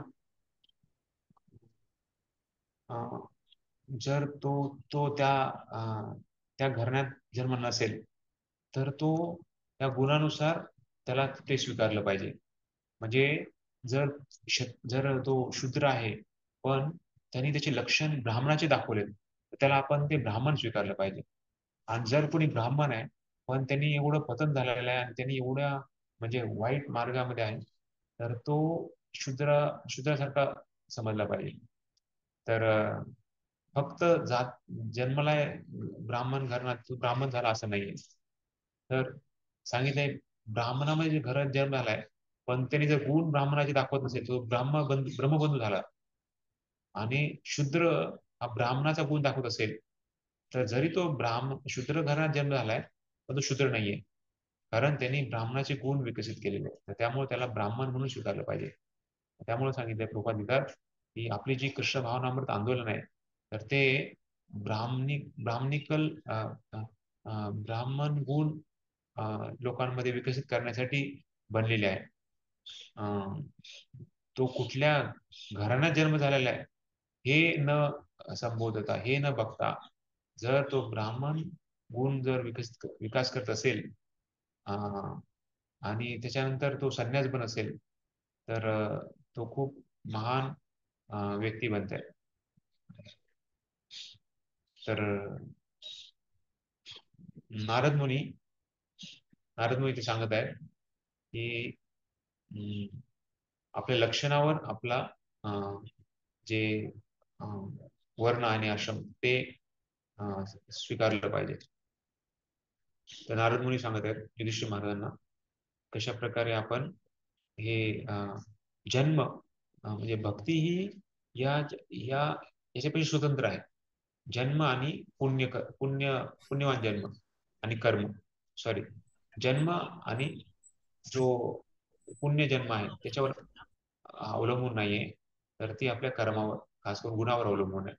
जसे इथे वाचलं आपण पद्मपुराणामध्ये पण उदाहरण येते की सर्वजण जो कोणी उच्च कुळात जन्म असला किंवा नीच कुळात जन्म असेल तर तो माघ महिन्यामध्ये लवकर उठून थंड पाण्याने आंघोळ करतो. त्याच्यामध्ये फक्त इच्छा असली पाहिजे. जरी एवढं माघ महिना म्हणजे खूप थंडीचा महिना आहे पण तिथं पण तो थंड पाण्याने आंघोळ करतो. तर त्याचप्रमाणे जर एखाद्याला जर इच्छा असेल आणि आकर्षण असेल तर तो भक्ती मार्ग स्वीकारू शकतो. वशिष्ठ मुनी दिलीप महाराजांना सांगत आहेत पद्मपुराणामधलं हे वाक्य की 2 गोष्टी सांगितल्यात, एक तर इच्छा आणि दुसरं आकर्षण, तर तो भक्ती मार्गाला स्वीकारू शकतो. म्हणजे इच्छा असेल तर तो एवढी तपस्या करतो आणि थंडीमध्ये थंड पाण्याने आंघोळ करतो. त्याचप्रमाणे इच्छा असेल तर कोणीही व्यक्ती भक्तीला स्वीकारेल आणि आपलं आकर्षण असेल तर तो त्याच्यामध्ये पूर्णतः जाईल. स्कंद पुराणामध्ये आणखी 5वं उदाहरण आहे. अशा प्रकारे आपण 4 उदाहरण बघितलं, आता 5वं उदाहरण पण आहे. तर तेही त्याच्याच पुष्टी करत आहे. अशा प्रकारे काशीखंड हरिभक्ती विलास पण आपण स्कंद पुराणामध्ये पण सांगितलं की कशा प्रकारे मयूरध्वज नावाचा एक महान भक्त होऊन गेला भगवंताचा. मयूरध्वजची कथा खूप प्रसिद्ध आहे. अशा प्रकारे मयूरध्वजला भगवंतांनी परीक्षा बघितली होती. मयूरध्वज कशा प्रकारे महान राजा हे पांडवांना पण दाखवून दिलं, खास करून अर्जुनाला दाखवून दिलं. तर ती खूप चांगली स्टोरी आहे. तुम्ही जर कधी बघू शकले ते नाटक खूप चांगलं आहे. मयूरध्वजची भक्तीचं श्रेष्ठ ते खूप चांगलं आहे. तर त्याच्यामुळे त्या देशाचं नाव पडलं मयूरध्वज राजा. तर मयूरध्वज नावाच्या देशात शूद्रांपेक्षा निम्न स्तरावरील लोकांनाही वैष्णव संप्रदायाची दीक्षा देण्यात येते. आणि त्यांची वस्त्रे, त्यांनी तिलक लावलेला आहे, जपमाळ आहे, गळ्यात कंठीमाळा आहे. तर ते असं काही वैकुंठवासी आहे असंच बघितलं. तर एवढे ते सुंदर आहे की ब्राह्मणापेक्षा पण ते आकर्षक आकर्षक आहे. तर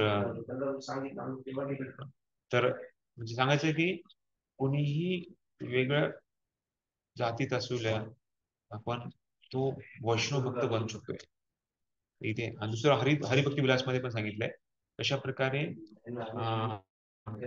जर कास्य धातू पाऱ्यात मिसळल्यावर त्याचं रूपांतर सोन्यामध्ये होतं. त्याचप्रमाणे प्रभुपाद सांगतात पहिले जे साधू लोक होते, जे खूप शक्तिशाली सिद्धी लोक खास करून, ते मर्क्युरी त्याला म्हणजे कशा प्रकारे पाऱ्याला ते प्यायचे आणि म्हणजे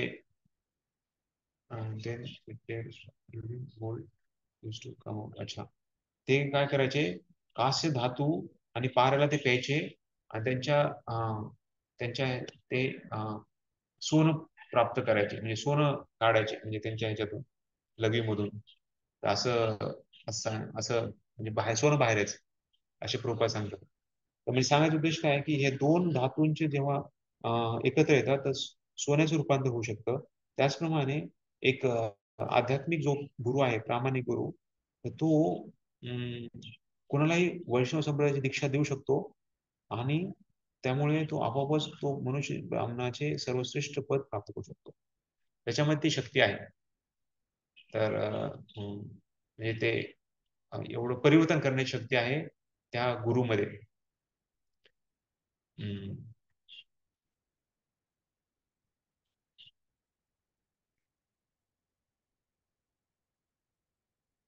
तर त्याला दीक्षा म्हणलं जातं. दीक्षेचा अर्थ असा नाही की फक्त नाव बदललं आणि माळ मिळाली, कंठी माळ मिळाली तर आपण दीक्षित झालो. दीक्षा म्हणजे ही सुरुवात आहे. प्रभुपाद नेहमी सांगायचे की असं नका समजू की आपण दीक्षा झालो म्हणजे आता आपण भगवत धामात गेलो किंवा भगवत धामात जसं PhD करायला किंवा इंजिनिअरिंग करायला जर कोणी इंजिनिअरिंग कॉलेजमध्ये ऍडमिशन घेतलं म्हणजे इंजिनिअरिंग झाला असं नाहीये.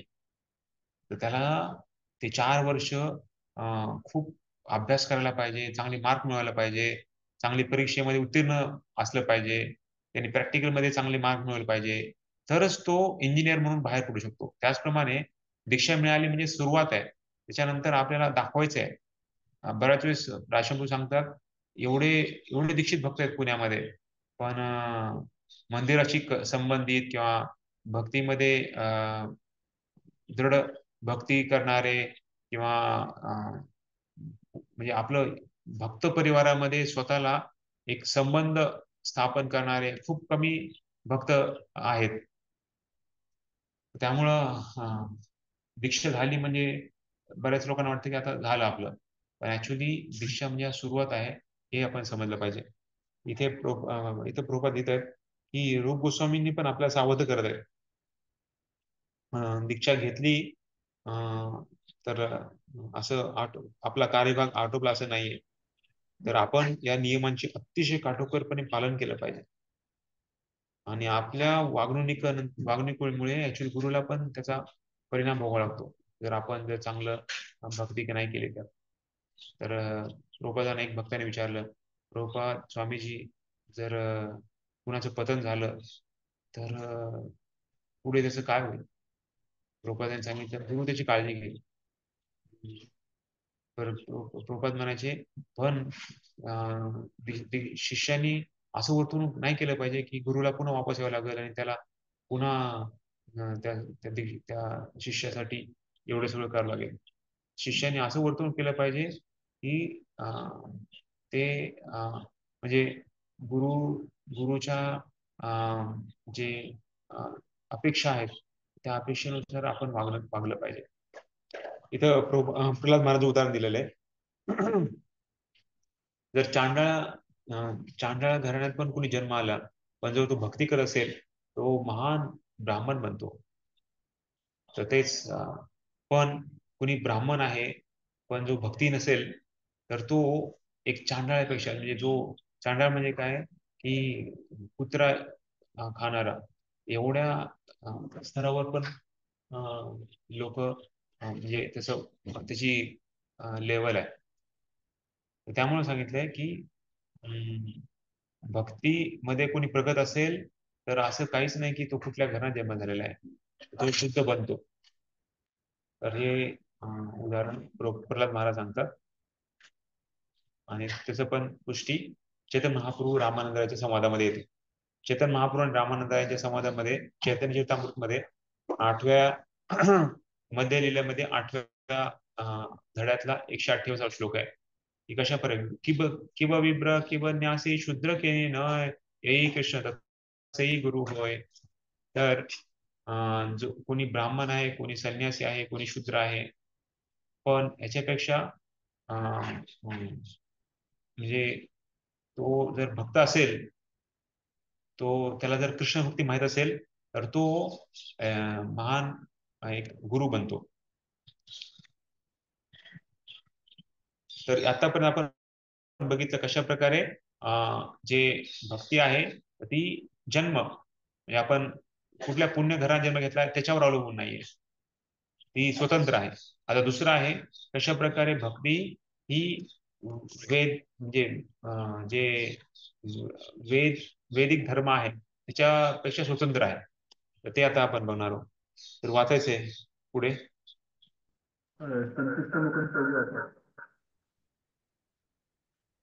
हरे कृष्ण. व्यावहारिक वाचू ना. व्यावहारिक दृष्ट्या सांगावायचे तर आध्यात्मिक चेतनेपर्यंत पोहोचण्यासाठी 3 मार्ग सांगितले जातात. यात 3 प्रक्रियांना कर्म, ज्ञान आणि भक्ती असे म्हटले जाते. कर्म मार्गामध्ये अनेक कर्मकांडे केली जातात. तर्क वितर्क हे ज्ञान मार्गात येतात आणि ज्याने भक्ती मार्गाचा स्वीकार केला आहे त्याला कर्म किंवा ज्ञान या दोहोंचाही स्वीकार करण्याची आवश्यकता नाही. यापूर्वीच हे स्पष्ट करण्यात आले आहे की शुद्ध भक्तिमय सेवा ही कर्म आणि ज्ञान यांच्या स्पर्शापासून पूर्णपणे अलिप्त असते. भक्तिमय सेवेमध्ये तर्क वितर्क आणि कर्मकांड यांचा गंधही असू नये. या संबंधात प्रथम सील रूप गोस्वामी श्रीमद भागवतातील 11.21.2 हा श्लोक प्रमाण म्हणून प्रस्तुत करतात. या श्लोकात भगवान श्रीकृष्ण उद्धवाला म्हणतात, योग्य आणि अयोग्य भक्ती यांच्यामधील अंतर अशा प्रकारे स्पष्ट करता येईल की ज्या व्यक्तींनी भक्तिमय सेवा स्वीकारली आहे ते पुन्हा कर्मकांड व तर्क वितर्क करणे या मार्गाचा कधीही आश्रय घेणार नाहीत. जर एखाद्याने चिकाटीने भक्तिमय सेवेचे आचरण केले आणि अधिकारी व्यक्ती तथा आचार्य यांच्या मार्गदर्शनानुसार आपले जीवन व्यतीत केले तर ती सर्वोत्तम योग्यता होय. या विधानाची श्रीमद भागवतात 1.5.17 पुष्टी करण्यात आली आहे.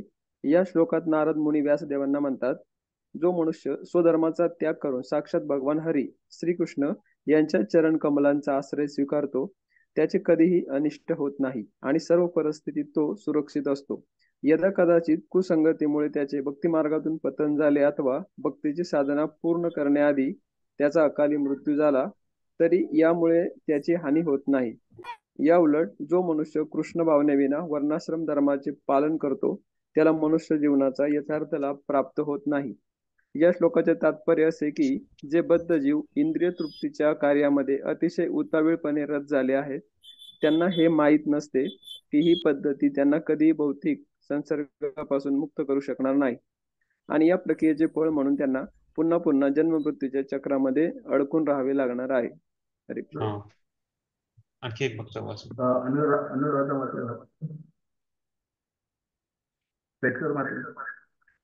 वाचते प्रभू. श्रीमद भागवताच्या 5व्या स्कंदात ऋषभदेव आपल्या पुत्रांना म्हणतात, ज्या व्यक्ती सकाम कर्मामध्ये गुंतून गेलेल्या आहेत त्यांना पुन्हा पुन्हा जन्म आणि मृत्यूचा स्वीकार करावा लागतो आणि जोपर्यंत त्या व्यक्ती वासुदेवांविषयीचे प्रेम विकसित करीत नाहीत तोपर्यंत त्यांची प्राकृतिक नियमांच्या कठोर बंधनातून सुटका होणे शक्य नाही. म्हणून आपण असेही समजू शकतो की जो मनुष्य आपल्या वर्ण आणि आश्रमास अनुसरून असणारी आपली सर्व कर्तव्ये अगदी व्यवस्थितपणे पार पाडित आहे पण जो पूर्ण पुरुषोत्तम वासुदेवांविषयी प्रेम विकसित करीत नाही तो आपले आयुष्य व्यर्थ घालवित आहे. श्रीमद भागवतात सुद्धा 11.11.32 या तथ्याची पुष्टी करण्यात आली आहे.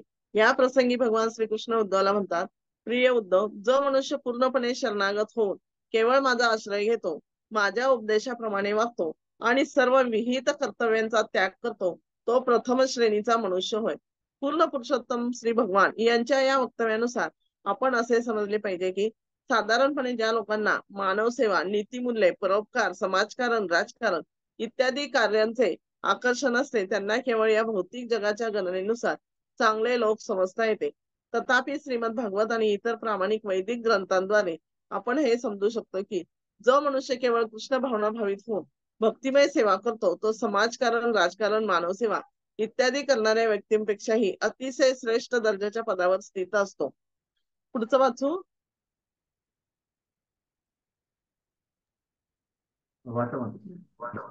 बस बस एक मिनिट.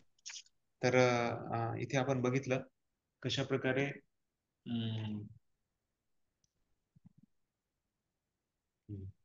भक्ती ही जे वैदिक धर्म आहेत, खास करून वैदिक पद्धतीचे जे नियम आहेत तो पालन करणे याच्यापेक्षा स्वतंत्र आहे. तर जसं मी उदाहरण सांगितलं, अजामिलचं उदाहरण सांगितलं.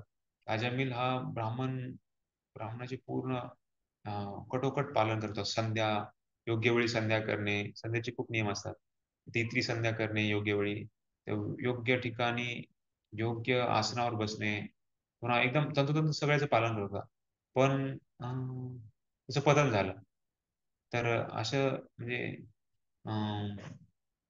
म्हणजे बाकी याच्यामध्ये खूप तंतोतंत सगळ्याचं पालन केलं पाहिजे. पण भक्तीमध्ये पण आहे, पण भक्ती ह्याच्या स्वतंत्र आहे. तर ते सांगण्यासाठी इथे भृगु गोस्वामी आणखी उदाहरण देत आहेत की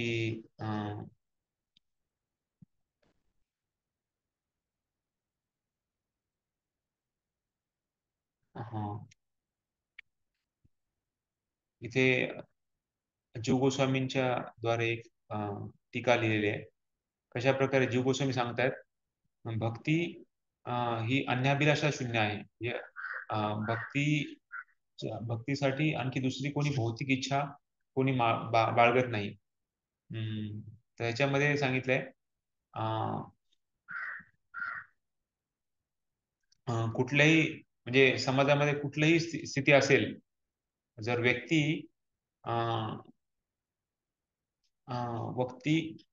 भक्ती करण्यासाठी पात्र ठरू शकतो.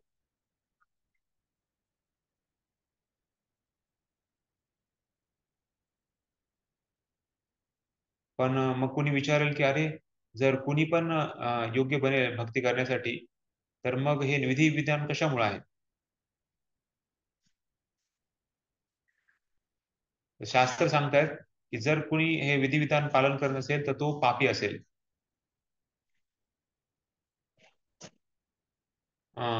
जर कोणी म्हणेल की अरे मी भक्त आहे, मला कशाला हे सगळं नीती नियमाचे पालन करायचे आहेत, तर ते लोक सगळे पापमय क्रियाच करतील,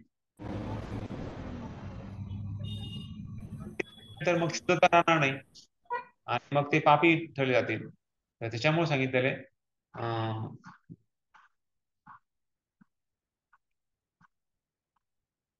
तर मग त्यांना प्रायश्चित करावं लागेल. त्यासाठी सांगितलेलं आहे प्रायश्चित्त भक्ती अपिचेसु दुराचारो.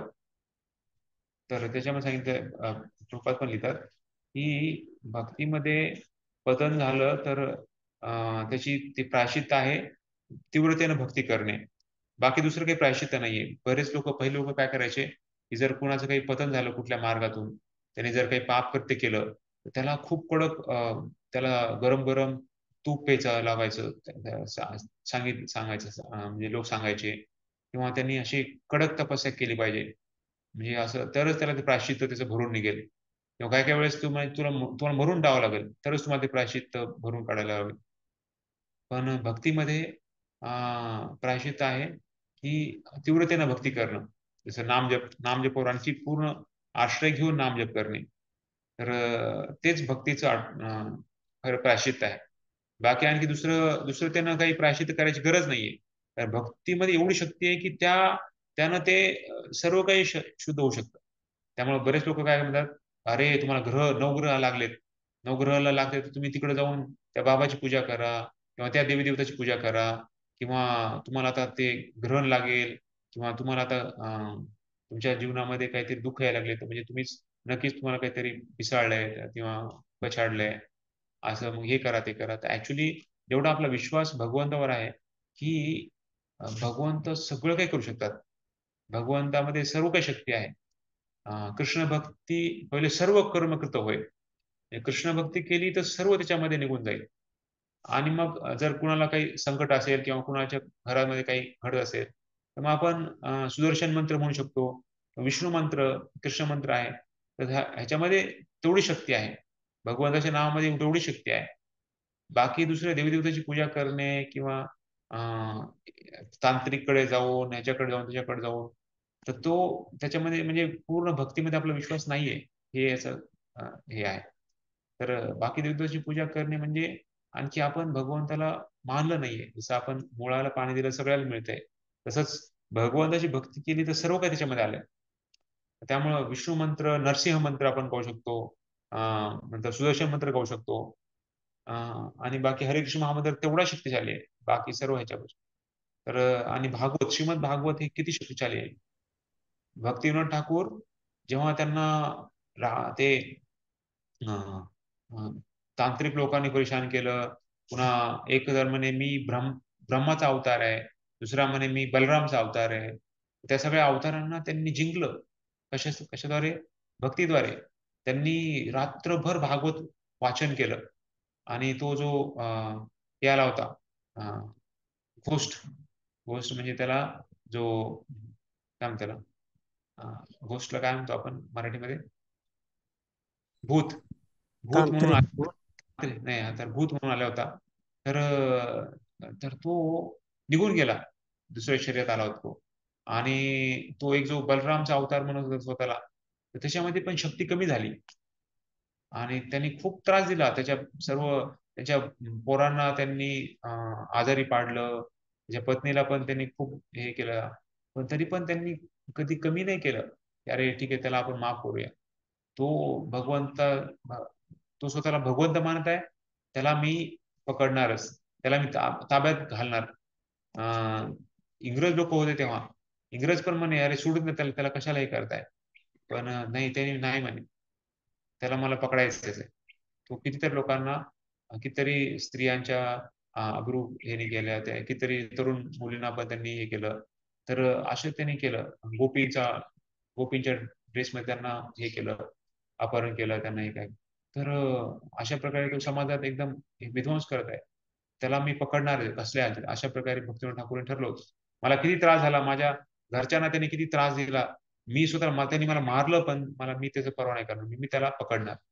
तर अशा प्रकारे त्यांनी त्याच्यावर जिंकले. तर सांगायचा उद्देश की जे बाकीचे जे विधिविधान आहेत, खास करून पश्चाताप करण्यासाठी किंवा जे काही आपण पाप कर्म झाले असतील तर त्याला धुवून काढण्यासाठी, तर ते प्रायश्चित्त भक्तीमध्ये भक्तीनंच गुण जातात. तर दुसरं आणखी काही वेगळी विधी करायची गरज नाहीये.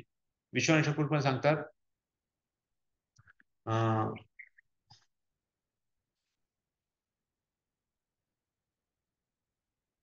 एकादशी आणि जन्माष्टमी हे खूप महत्वाचे जे तिथी आहेत, तर त्याला आपण योग्य काटेकोरपणे पालन केलं पाहिजे. भक्तीमध्ये काही मोठी तपस्या नाही, आपल्याला हिमालयात जाऊन तपस्या करायची गरज नाहीये. भक्तीमध्ये आपल्याला ज्या काही विधिविधान सांगितले त्याला आपण काटेकोरपणे पालन केलं पाहिजे. खास करून एकादशी आणि जन्माष्टमी कधी विसरलं नाही पाहिजे. एकादशी आहे, उद्या एकादशी आहे आणि उद्या आपण रेल्वेमध्ये जातोय आणि आपण विसरलो एकादशी होती आणि मग आपण खाऊन बसलो.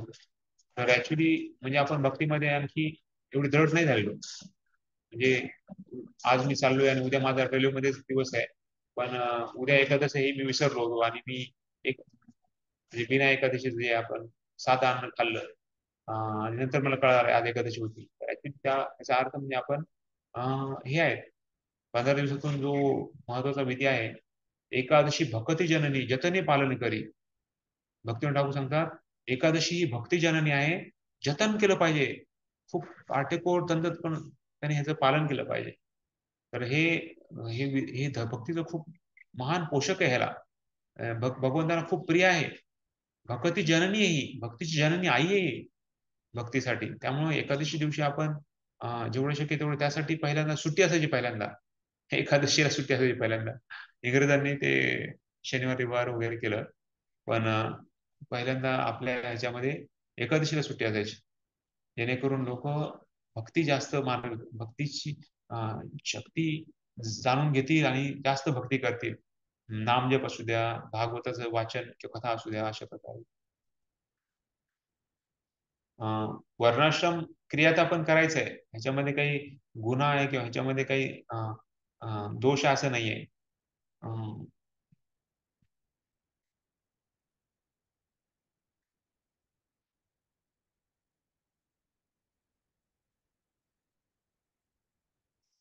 हरे कृष्ण प्रभूजी. हरे कृष्ण. प्रभूजी आता भक्तीमध्ये जर पतन झालं तर आपण अधिक म्हणजे भक्तीमध्ये तीव्र होऊन भक्ती केली तर ते तपश्चर्या होऊ शकते.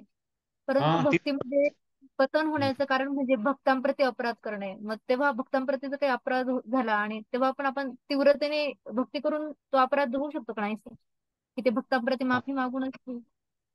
ऍक्च्युली काय आहे की आपल्याला जर शुद्ध लवकर व्हायचं असेल आणि आपल्याला स्वतःला आणखी आपली म्हणजे ऍक्च्युली वैष्णव झाल्यानंतर ना आपल्याला आपलं अकाउंट बंद होऊन जातं. म्हणजे आपल्या भक्तीमधला जो रस आहे ना तो निघून जातो. आपल्यामध्ये भक्ती ती नाश होत नाहीये. जसं एखाद्याचं एटीएम आहे, एटीएम हरवून गेलं तर पैसे काढू शकत नाही तो, पण त्याचे जे अकाउंटमध्ये पैसे आहेत तो त्याचेच पैसे आहेत. पण आता एटीएम हरवल्यामुळं त्याला पैसे काढण्याचा मार्ग तो आपलं उपलब्ध नाहीये. त्याचप्रमाणे भक्ती केलीये त्याचं जे आपल्याला फळ मिळणार आहे ते मिळणार होतं आपल्याला, पण आता अपराध झाल्यामुळं ते फळ आता मिळत नाहीये. त्यामुळे भक्तीतला आनंद तो कमी होतो. त्यामुळे सगळ्यात मोठा अपराध आहे वैष्णव अपराध. आणि वैष्णव अपराध हा लवकर होऊ शकतो.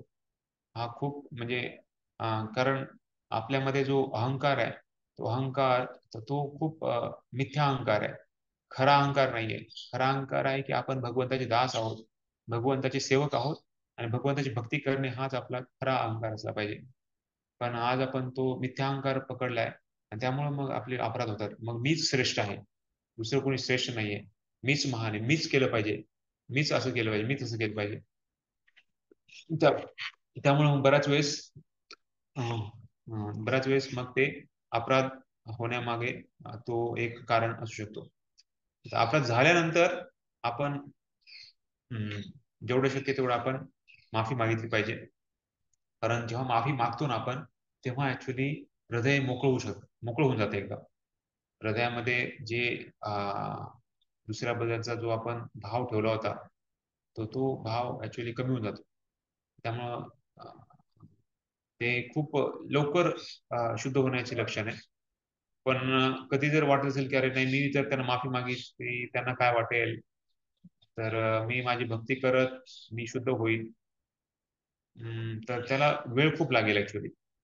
आणि कारण ज्या भक्तांशी आपण अपराध केलाय त्या भक्तांशी आपण गुणगान गाणे आणि मला असं वाटायचं की अरे मी त्याला माफी मागितली त्याला काय वाटेल, अरे किती हा खालच्या दर्जाचा भक्त आहे, माझ्याबद्दलचं एवढं वाईट विचार करतो माझ्याबद्दल, असं त्याला वाटेल.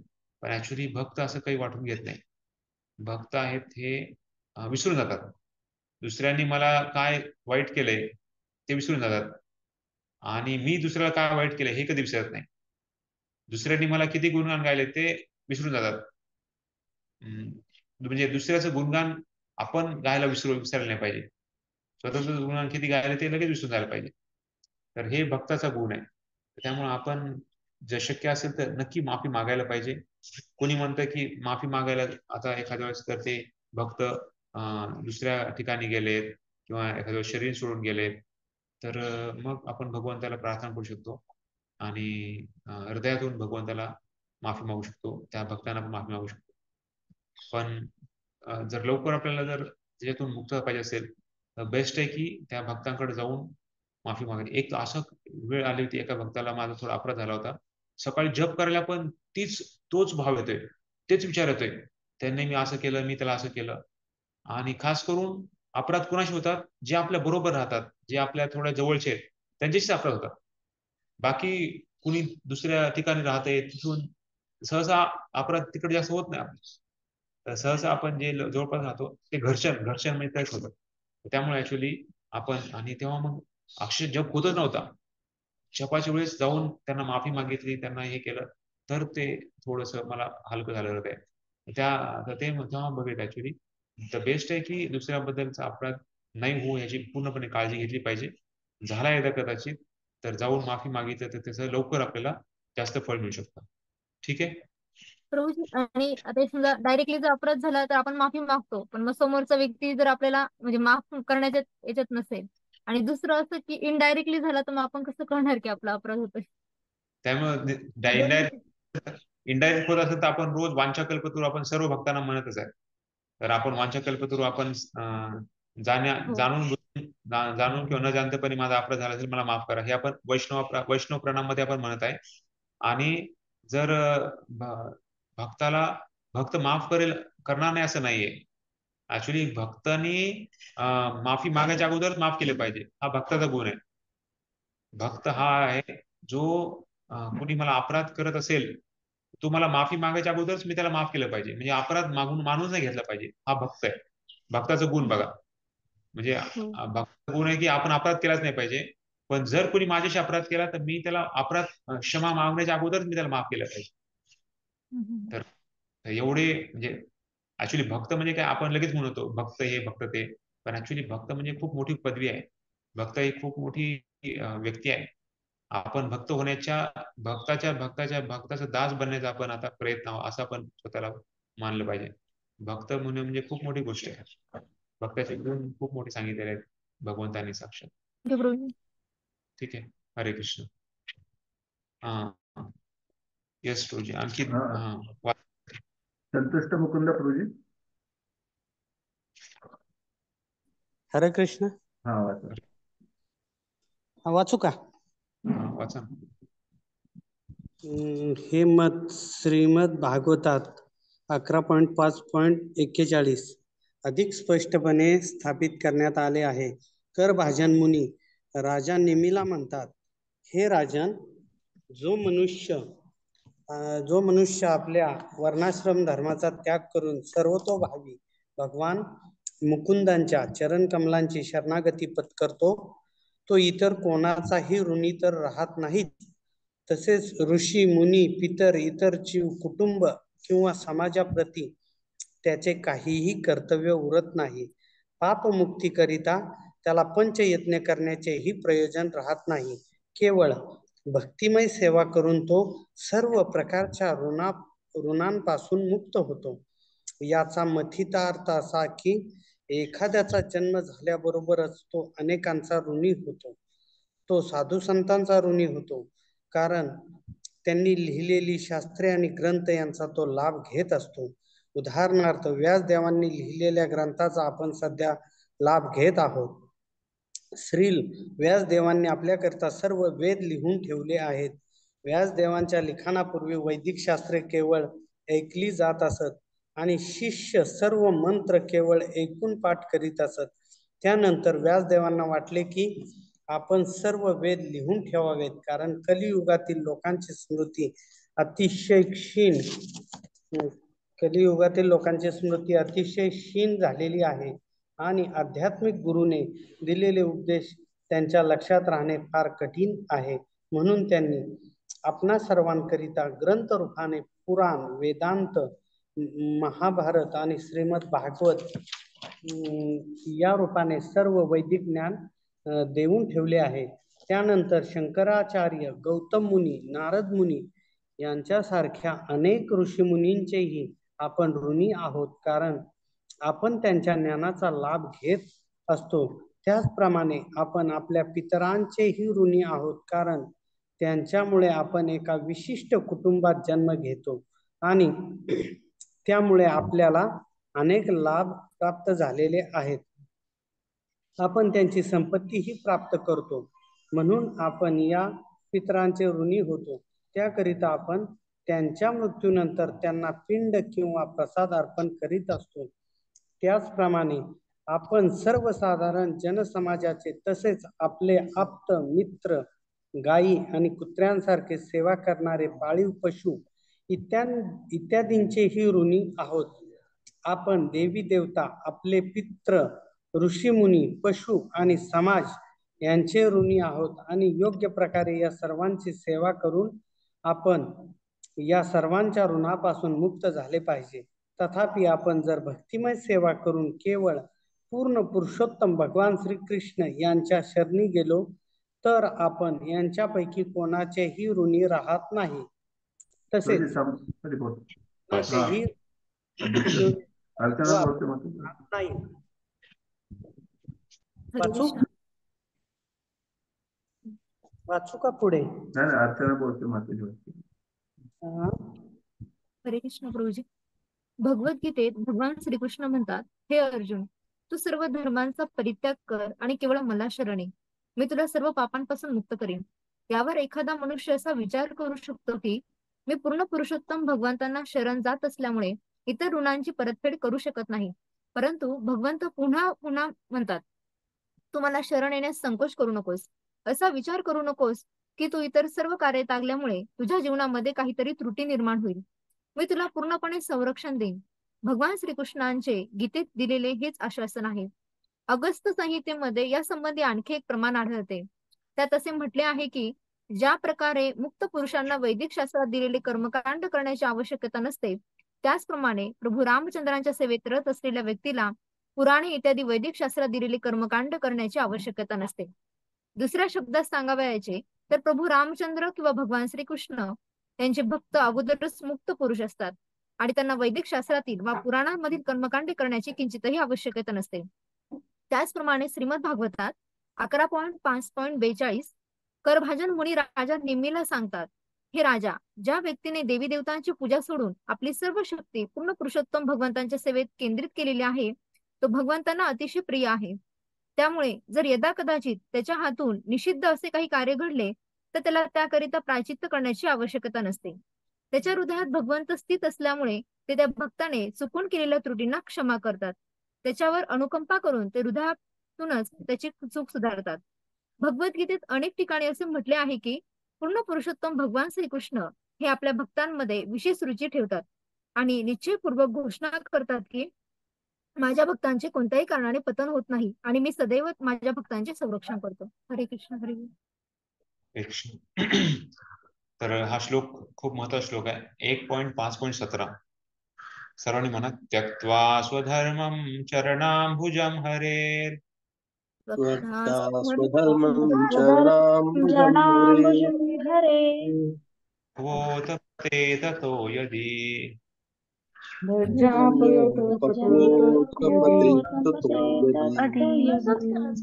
त्वा भद्र अभूतमुक्ष किम्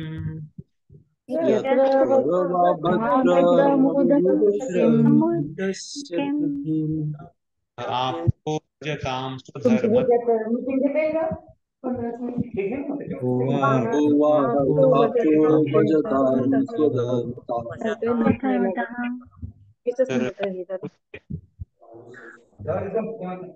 कशा प्रकारे कुणी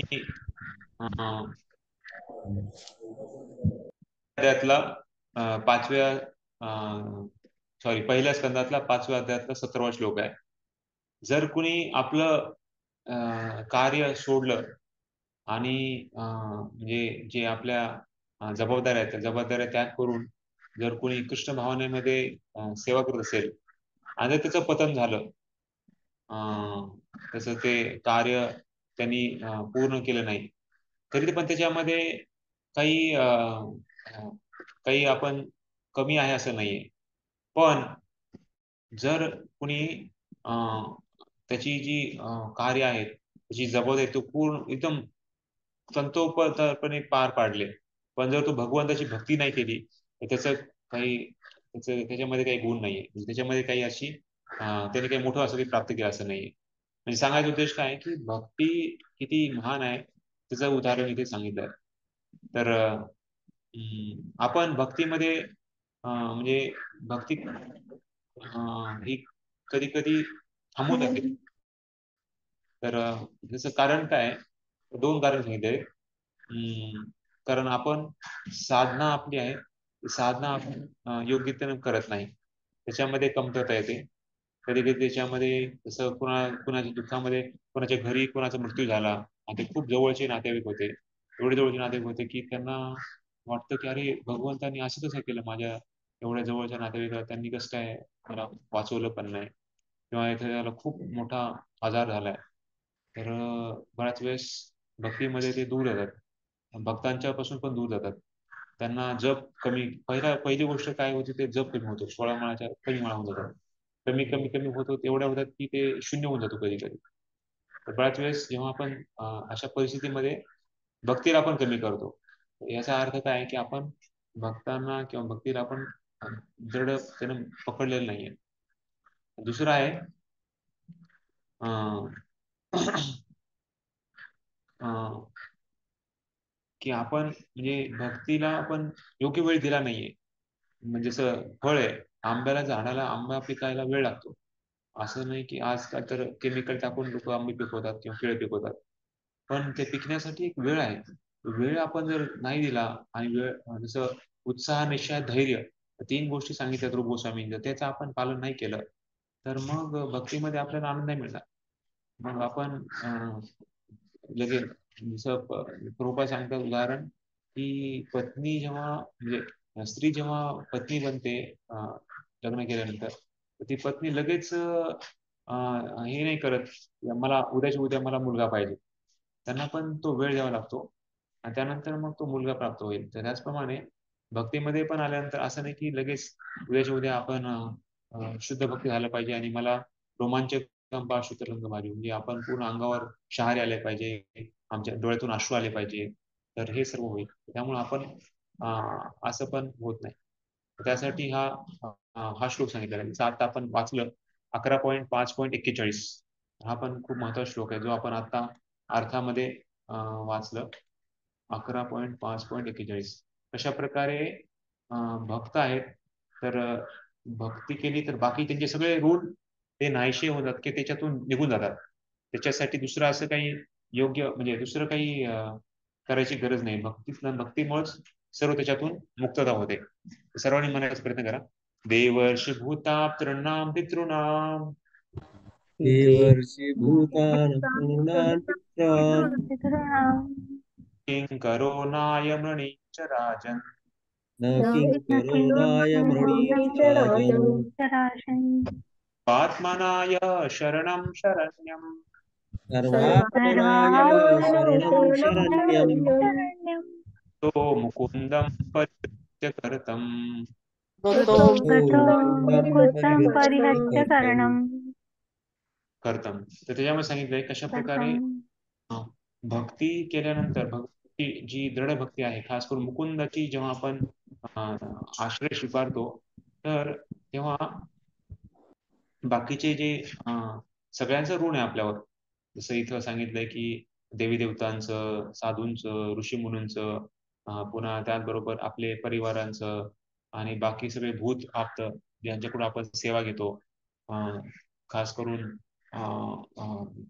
झाड आहे, पुन्हा देवी देवता आहेत, ऋषीमुनी. इथे व्यासदेवांचं उदाहरण सांगितलंय की व्यासदेवांनी सर्व आपल्याला ग्रंथ दिलेले आहेत. तर या सर्वांचं, तर सर्वांचे आपण ऋण फेडले पाहिजे. पण भक्ती केली तर सर्वांचे ऋण फेडल्यासारखे आहे. पण जर भक्ती नसेल केली तर त्यांना सर्वांचे ऋण फेडावं लागतात. त्या सांगितलं की मुकुंदाची भक्ती केली सर्व ह्याच्यातून आपण या ऋणातून मुक्त होऊ शकतो. त्याच्यासाठी आपण आपले प्रयत्न केले पाहिजे. असं नाही की म्हणजे भक्त झाला म्हणजे सगळं असं आहे. भक्त म्हणजे मी सांगितल्याप्रमाणे भक्त म्हणजे सोपा नाहीये. भक्त म्हणजे खूप मोठी गोष्ट पदवी आहे ती. भक्त ही म्हणजे होणं म्हणजे आपल्याला पूर्ण जीवन आपण पूर्ण शरणागत व्हायला पाहिजे. त्यामुळे सर्व धर्मां परित्यज्य, भगवान सांगतात सर्व धर्मां परित्यज्य मामेकं शरणं व्रज. गीतेमध्ये भगवंतांनी पण सांगितलं सर्व धर्माचा त्याग कर, आणि फक्त त्याग नाही करायचा आहे, माम एकम शरणं व्रज, म्हणजे मीच पूर्ण आहे, सर्व पूर्णतेने माझा शरण ये, पूर्णतेने शरण ये, फक्त मला शरण ये. तर शरण येणं म्हणजे काय असं सोपा नाहीये. पूर्ण म्हणजे काया वाचा मनसा, तर भगवंताला शरण जाणे. पूर्ण भगवंत आहेत आणि भगवंताची भक्ती श्रेष्ठ आहे. भगवंताच हे म्हणजे भक्तीच मला सर्व ह्याच्यातून मुक्त करू शकते. हे जोपर्यंत आपला विश्वास वाढत नाही तोपर्यंत आपण शरणागत झालेलो नाहीये. तर तर इथे जीव गोस्वामी पण सांगतात की परिरित्य कर्तव्य म्हणजे काय, आपलं सर्व धर्माचा त्याग कर म्हणजे काय की चंद्र इंद्र ह्याची पूजा करणे पण भक्त झुकारून देतात. आणि शरणागत म्हणजे काय की त्यांचे जे काही प्रारब्ध कर्म आहेत आणि ते सगळे नष्ट होतात भगवंताला शरण गेल्यानंतर. आणि मग तो वर्णाश्रम मध्ये स्थित होतो. म्हणजे कोणतं दुसरं म्हणजे वर्णाश्रम, वर्ण आणि आश्रम त्यांना म्हणजे असं वाटत नाही की मी ह्या वर्णातला, मी ह्या आश्रमामधला आहे, तर ते पण ते त्याग करून देतात. त्यामुळं या भौतिक जगातलं जे वर्ण आश्रम ह्याच्यातून ते मुक्त होऊन जातात. तर त्यासाठी हे प्रभुपाद जीव गोस्वामी त्या सर्व धर्म प्रतीचेमध्ये पण सांगतात की भगवंत आपल्या सर्व पापातून मुक्त करू शकतात. म्हणजे पाप आणि अपराध मध्ये दोन गोष्टी आहेत. पाप म्हणजे अपराध म्हणजे भक्तीमध्ये वेगवेगळे अपराध, नाम अपराध आहे, धाम अपराध आहे, वैष्णव अपराध आहे, ते अपराध झाले. आणि पाप म्हणजे आपण जे क्रिया करताना आपण म्हणजे पापातून मुक्तता आपण करू शकतो, पण अपराधातून मुक्तता करणं ही त्या वैष्णवाकडून जाऊनच आपल्याला माफी मागावी लागते. अपराध झाल्यानंतर आपल्याला ऍक्च्युली अपराध आपण खूप लांब जातो. खास करून प्रार्थनाची कृपेपासून आपण लांब जाऊ शकतो, भगवंताच्या कृपेतून लांब जातो. त्यामुळे अपराध हे खूप भयानक सांगितलेलं आहे. पापातून आपण जे काही पाप केले त्याची मुक्तता होऊ शकते, पण अपराधातून मुक्तता होणे म्हणजे त्याला खूप आपल्याला हे करायला पाहिजे. खास करून तसं त्याच्यासाठी सांगितलं सगळ्यात महान घोर अपराध आहे की वैष्णव अपराध. त्यातून आपण नेहमी काळजी घेतली पाहिजे. तर भगवंत सांगतात की तुमच्या ज्या भक्तीमध्ये जे काही तुम्हाला काही ह्याच्यामध्ये बाधा येतील त्यापासून मी सर्व तुम्हाला मुक्त करेल. सर्व पापेभ्यो म्हणजे मी तुमच्या भक्तीमध्ये येणाऱ्या ज्या त्याला मुक्त करेल. आणि जो कोणी विश्वासपूर्ण भगवंताची भक्ती करेल बाकी सर्व धर्माचा त्याग करून, तर त्याचे एक पण पाप राहणार नाही, त्याच्यातून भगवंत मुक्त करतील. तर अशा प्रकारे तर शेवटचा हा कशा प्रकारे जसं सांगितलंय की भगवंतापासून आणि जर कोणी दुसरं पूजा करायची जर कोणी विचार करत असेल, पण जर कुणाचं जर भगवंताबद्दल आकर्षण आणि प्रेम असेल आणि खास करून त्यांच्या चरण कमलाची त्यांनी पूजा करत असेल, तर त्याचं जर पतन झालं कदाचित, तर भगवंत आपल्या हृदयामध्ये आहेत, तर ते त्याला भगवंत त्याला शुद्ध करतील, असं जे गोस्वामी सांगतात. तर आता कोणी म्हणेल की ठीक आहे, तुम्ही म्हणताय की आपण सर्व धर्माचा त्याग करायचा, बाकी लोक एवढं पालन करतात, ह्याचं म्हणजे काटेकोरपणे पालन करतात, पुन्हा त्याचे नियम पालन आहेत, त्यांचं यज्ञ करायचं यज्ञमध्ये तर खूप त्यांचं ध्यान देऊन सगळं करतात. तर मग आपण तर सर्व धर्मांतर सगळे धर्म त्याग करून मला शरण ये, तर मला शरण मग काय कर, ते काय करायचं त्याचं उदाहरण देण्यासाठी पुढच्या धड्यामध्ये कशा प्रकारे आपण भगवंताला शरण गेल्यानंतर आपण कशा प्रकारे कोणती विधी केली पाहिजे, कोणते आपण अंग केले पाहिजे. खास करून भक्तीमध्ये वेगळे अंग दिलेले आहेत, ते वेगळे अंग काय आहेत, त्याचं आपण कसं जीवनामध्ये पालन करायचं, तर ते सांगण्यासाठी पुढच्या धड्यामध्ये भक्तिमय सेवा करण्याचा मार्ग काय आहे. आतापर्यंत सांगितलं भक्तिमय सेवा करायची, भक्तिमय सेवाचं काय रूप आहे ते पण सांगितलं, पण आता कशी सेवा करायची ते आता सांगण्यासाठी पुढचा धडा आहे. तर पहिलं तर भक्ती स्वीकारण्यासाठी साधकाची योग्यता सांगितलं, त्याच्यानंतर मोक्षाचा पण पलीकडे आहे भक्ती सेवा, भक्ती सेवाचं स्वरूप काय आहे तर ते पण सांगितलं.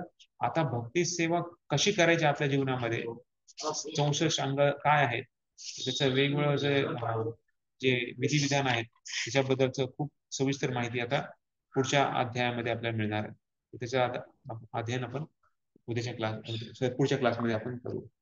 कोणाला काही प्रश्न आहे का?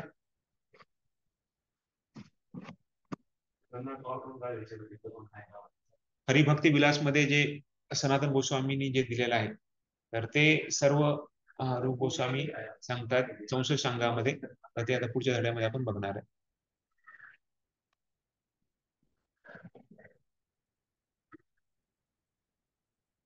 तर आपला जो रोजचा जो मॉर्निंग प्रोग्राम आहे खास करून सकाळचा जो आपण मंगलारतीपासून ते आपण श्रीमद भागवतापर्यंत आपण जे काही करतो त्याच्यामध्ये 64 पैकी 32 अंग पालन केले जातात.